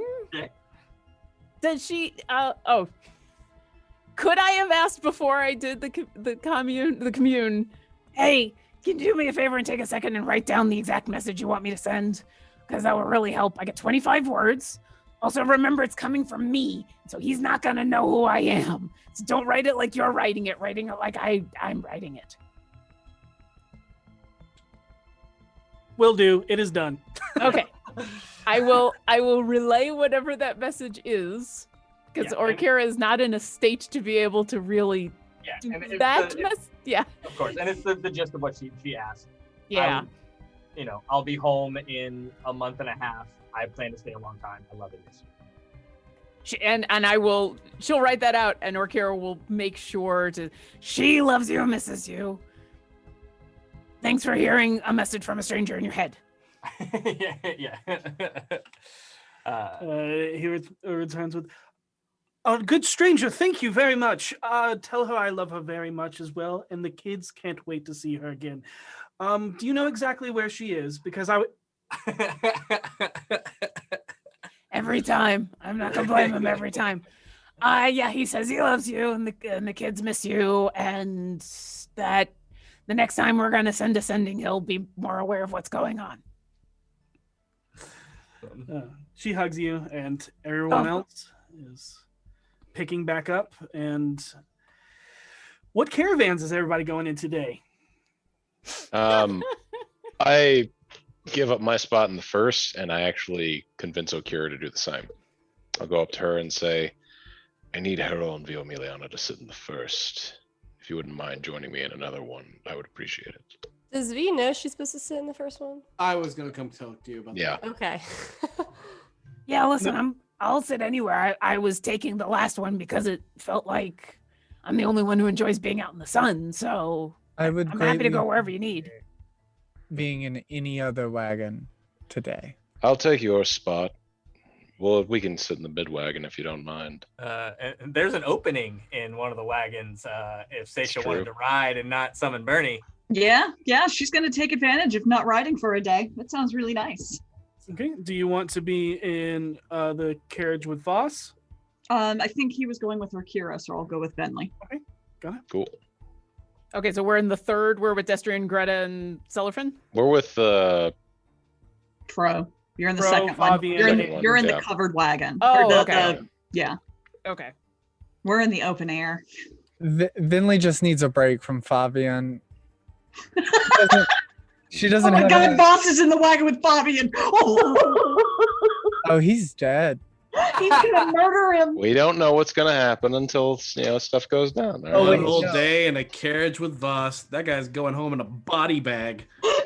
Normally, I'd say Orkira could run interference, but she is still exhausted Yeah. from the night I- before and everything. would- So I think as soon as we get into the caravan, she's like, "All right, I'll see if I can," and she's asleep again. I gently, if you haven't already done it, fold your wings over you and do not disturb you as you sleep. Very little is going to disturb her as she sleeps. I'll Yeah. grab V and be like, "Hey, you want to ride in the front this time?" With the toy guy? She says it kind of Oh, quiet. I'm gonna lean over and I'll be like, "Yeah, that's sort of the reason why we're doing it. Voss wanted us to kind of go over there and just ask a few questions, make sure everything's cool. Between you and me, I think everything's fine. But as long as we're there, I figure, me and you like to talk." That's true. I got a little nervous when he told me the nature of the orphanage.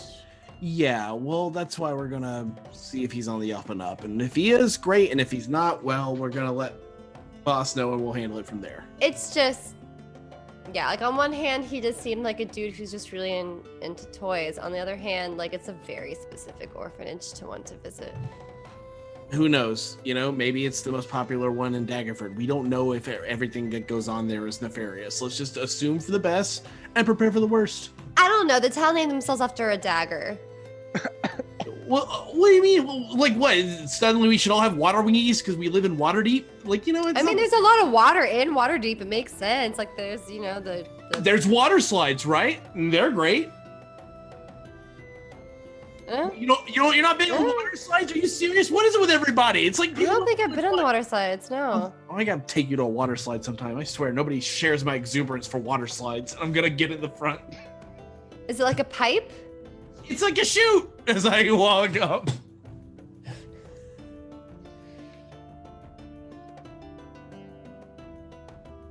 All right, and unless prompted, for some reason, unbeknownst to you all, definitely not the very heavy night beforehand. Today is very quiet along the trip. I would actually like to have a conversation with Bentley. Oh yeah, 100%. That's fine. Okay. Uh-oh. Seisha will kind of motion Venley toward the back of the wagon so that we can get a little distance from everybody else. She'll like scoot awkwardly. Hey, can I talk to you about something that happened last night? Yeah, After everybody went to bed, while I was on watch. Oh, okay. Yeah. I did my thing where I reach out to feel the presence of different creatures. Mm-hmm. That's some sort of sense that has a divine tie to it. Yes. Yes. And everything was good except for just a split second I felt the presence of a fae. Oh, well, I haven't cast any auras, if that's what you were wondering. It came from Harold's area.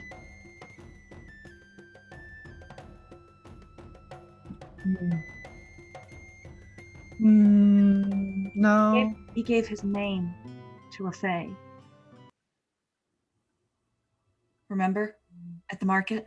Yes, I wasn't there for it, but everyone told me about it multiple times. Yeah. I gave the name Oscar Cord to the fae.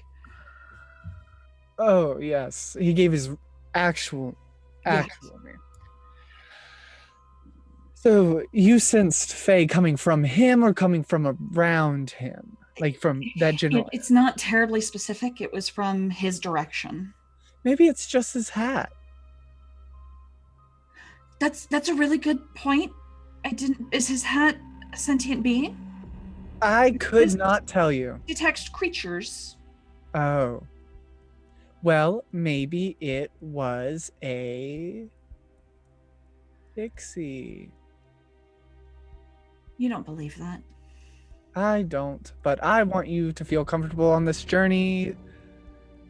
And I am never going to feel comfortable anywhere. Haven't we established that? I am the most neurotic, freakish little mess of a person. Yeah. Yeah. And that's what's going to make you survive. All right. It could be a multiple things. Let's be honest here. It could be a hag. It could be the thing he sold his name to. It could be some unrelated fae entity because they're so attracted to us. We are, aren't we? Yeah, because we just willingly say yes every single time they ask a question. We do. I should really host like a class on fae etiquette.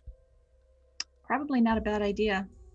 Yeah. Or etiquette in general. I mean, we'd benefit from either. Well, I think I'd be better teaching the etiquette class, actually. Yeah. Yeah. General etiquette. But no, it just kind of concerned me because it almost felt like as soon as I noticed it, it went away. Like it was just there for that split second. I don't like any of this information you're telling me right now. You're welcome. You don't think that they'd like try to slip a changeling in his place, would they? That would be very exceedingly hard to do. Right. Not only do we regularly work with changelings, but No, I mean like the Fae baby switch.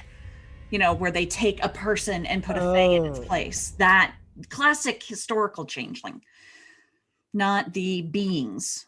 Hmm. Yeah. There's a lot of confusion in the mythology. Legend lore. Yeah. Yeah. I think they would have a very hard time doing that. Yeah. We all know Harold very well, and they wouldn't really know anything about him.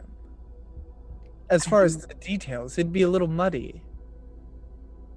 That's why they usually take babies, not fully formed Right. people. Right. And that's why the doppelgangers that we work with, They also have his name, and that gives them access to more than just the standard snatch and grab. yeah, but there are small things that Yeah. Harold does. I don't know. You've probably noticed them. You're very insightful.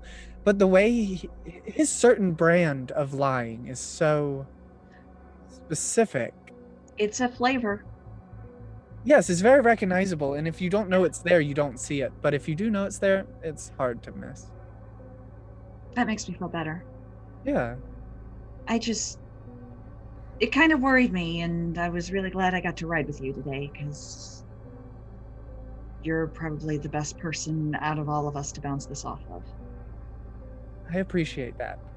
I don't know a terrible lot about the Fae, but I grew up around people who loved them to death. Yeah. So it kind of sticks with you. Yeah. So it sucks that Fae keep coming back into my life like this. Like it was destined or something. Yeah, woo, Fae, love it. Yeah. Huh. But yeah, don't get too concerned about everything.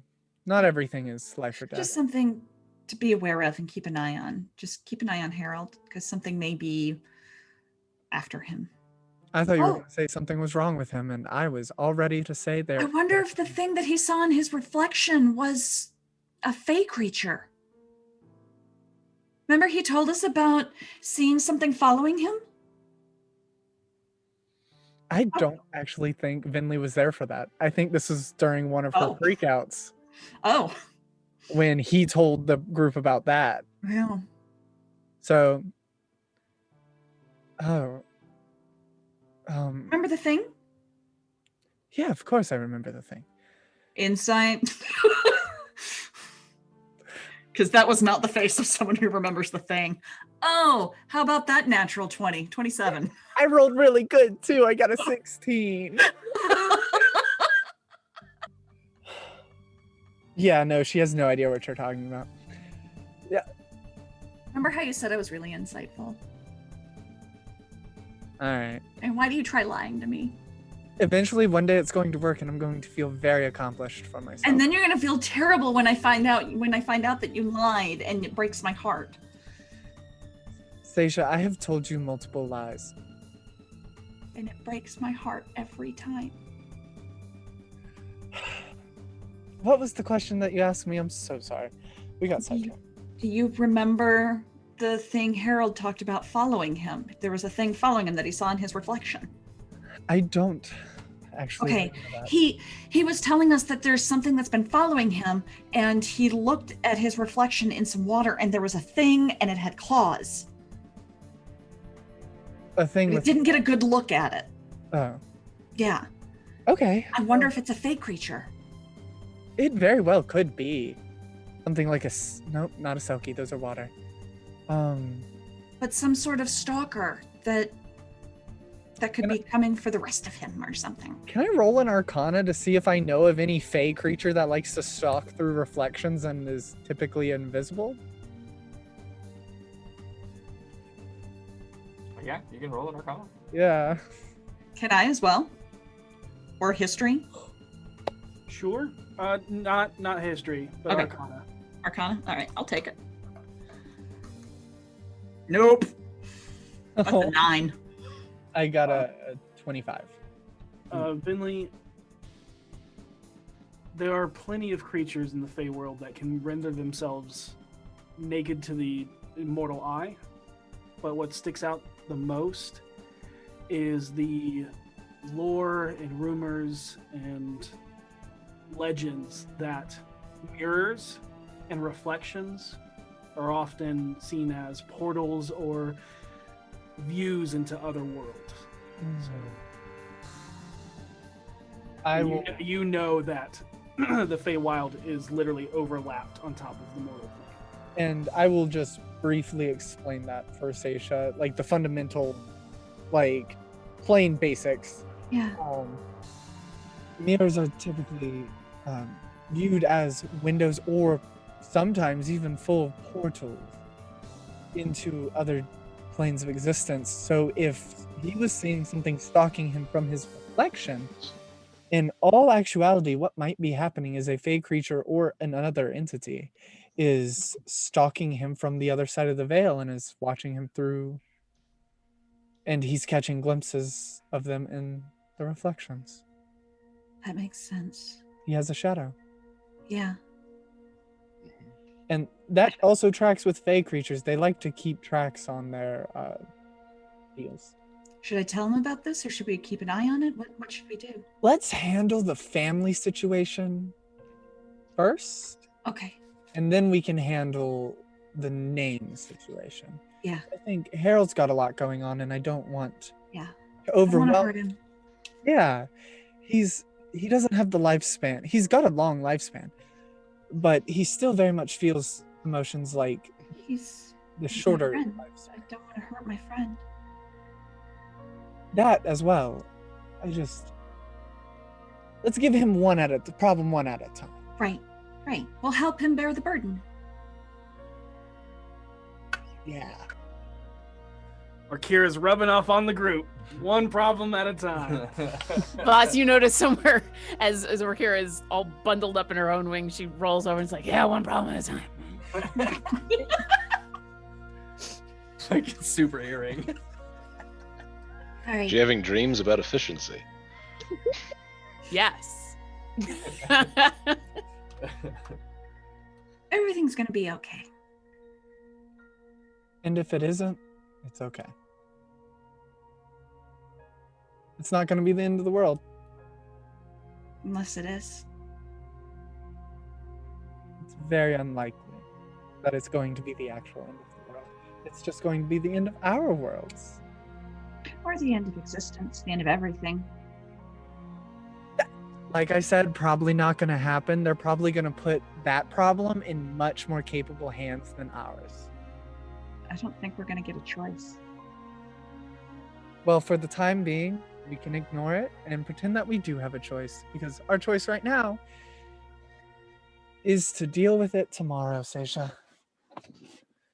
Elves are very good at putting things off for tomorrow. I'm not an elf, Benley. Perhaps I can rub off on you then. Do I get pretty ears? Mayhaps. I'll work on something. Okay. And then we'll go back to talking. We'll scooch back over and Yeah. make nice chit chat. Okay, sounds good. Geta and Destrian are fairly quiet, but very much Like wrapped up in each other. yeah. While Destrian drives the cart, Geta drives the cart. But as you all make your way, pushing ever closer to Daggerford, you spot a small caravan approaching. As it draws closer, you can see it is composed of two Vardo-style wagons, both painted white with black trim. As you move closer, you can see a black banner with a stylized white symbol on the side of the carriages. And as it gets closer towards you, driving the lead carriage is a strange-looking humanoid. He appears to be half-elven with pointy ears, but has dark gray fur patches on his face and down his arms, with a wolf-like tail that can be seen swishing behind him. He smiles, a fanged, toothy grin towards you and waves, pulling the wagon to a stop in a way that narrows the road, making it difficult to pass. Next to him is a male halfling who is leaning back, feet kicked up, reading what appears to be some kind of grimoire. It is a thick book bound in dark leather, crisscrossed with an inlaid silver line suggesting a map or a chart. And as he reads it, you see him take long swigs from a bottle of some brightly colored aquamarine liquid that you swear has a multicolored worm still squirming around on the inside. Ew. Harold, as you kind of look as the lead wagon kind of comes to a stall, you look out, you find yourself fixated on the bottle the halfling drinks. Your eyes focus intently for a moment, and you're unable to look away, watching the worm float and dance in the liquid. The world goes quiet, and all you can do is stare at this bottle. And for an instant, you swear you see a pale face with a black grin reflected in the glass before you blink and everything returns to normal. Clopping sound of horse hooves on hard earth break you from your trance as you were but a few moments ago.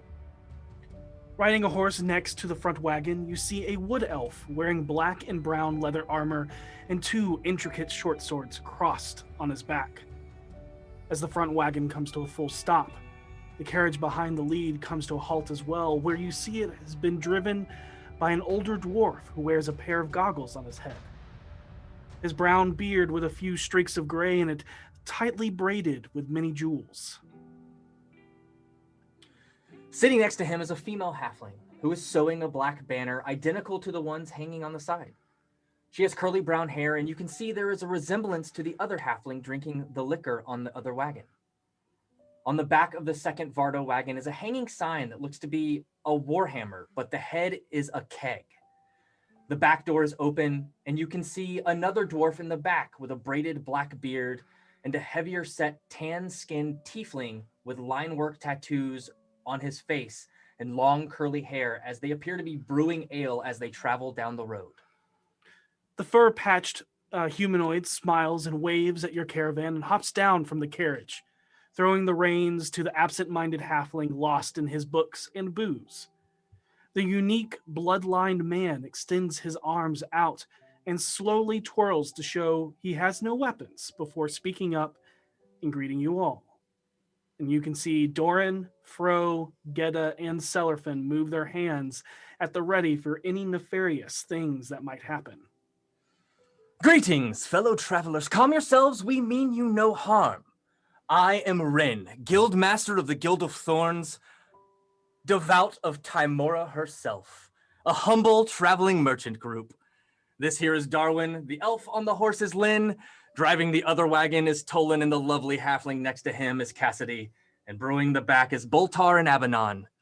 We trade and specialize in exotic alcohols, potions, oils, and sometimes unique items we've procured along the way, as well as anything else we can get our hands on. And that is where we're going to end tonight's episode. Nice. Nice. Oh my gosh. So we've come to a stop with this other caravan? Yeah, so you're not on a rest Definitely. stop or anything. This traveling merchant group literally blocked the roadway Yeah. in order to be like, whoa, whoa, whoa. They come Before by we some pass stuff. by this golden opportunity. That's what I thought. So when the caravan comes to a stop, I'll just say that Orkira feels the wagon stop and wakes up and looks over at Foss and says, "Are we being attacked?" No. Oh. No. Maybe. Maybe. Bro, yeah, and We'll see. Fro goes, it is Our wallets might be. to be seen. But if you have not entered hashtag Beyond or hashtag Eldritch, please do so right now into the Rock Punch ATL's chat, because you only have 30 seconds to do so before we pull names.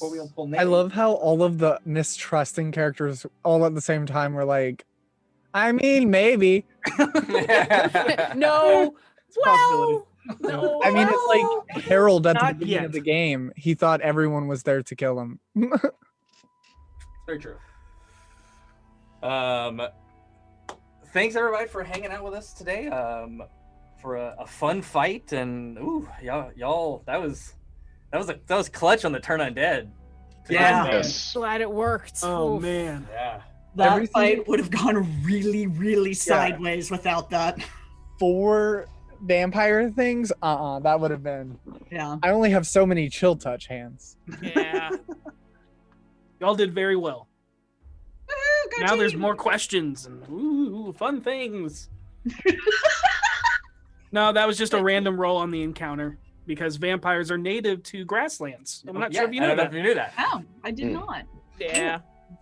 There will be questions though. Eventually Orkira will tell you about her last question to the Phoenix. And yeah, if it wasn't for the fact that she's trying to help V, there would be a vampire hunting party being put together by her right now. But I mean, we could make a pit stop on the way home.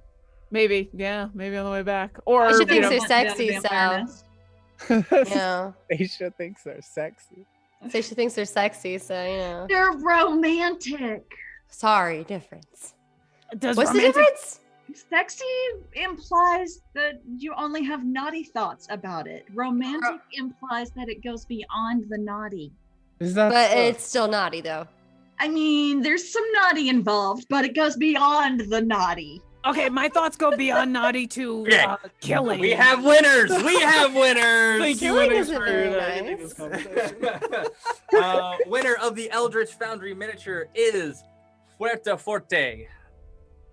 And the winner of the Beyond Players Bundle is Tabinya. That's what I'm going with. I'm sticking with it. Tabinya. Tabinya. Yeah. Sounds great. I love it. Congratulations, winners. We will be in touch via Twitch Whisper. So please make sure that you can receive my whisper so I can send you your prizes. And without, I guess, anything else, Be excellent to each other. may you always roll with advantage. Good Good night, night. everybody. Night. Don't forget Bob's Farm. Next farm. Labyrinths and Leviathans. Yeah.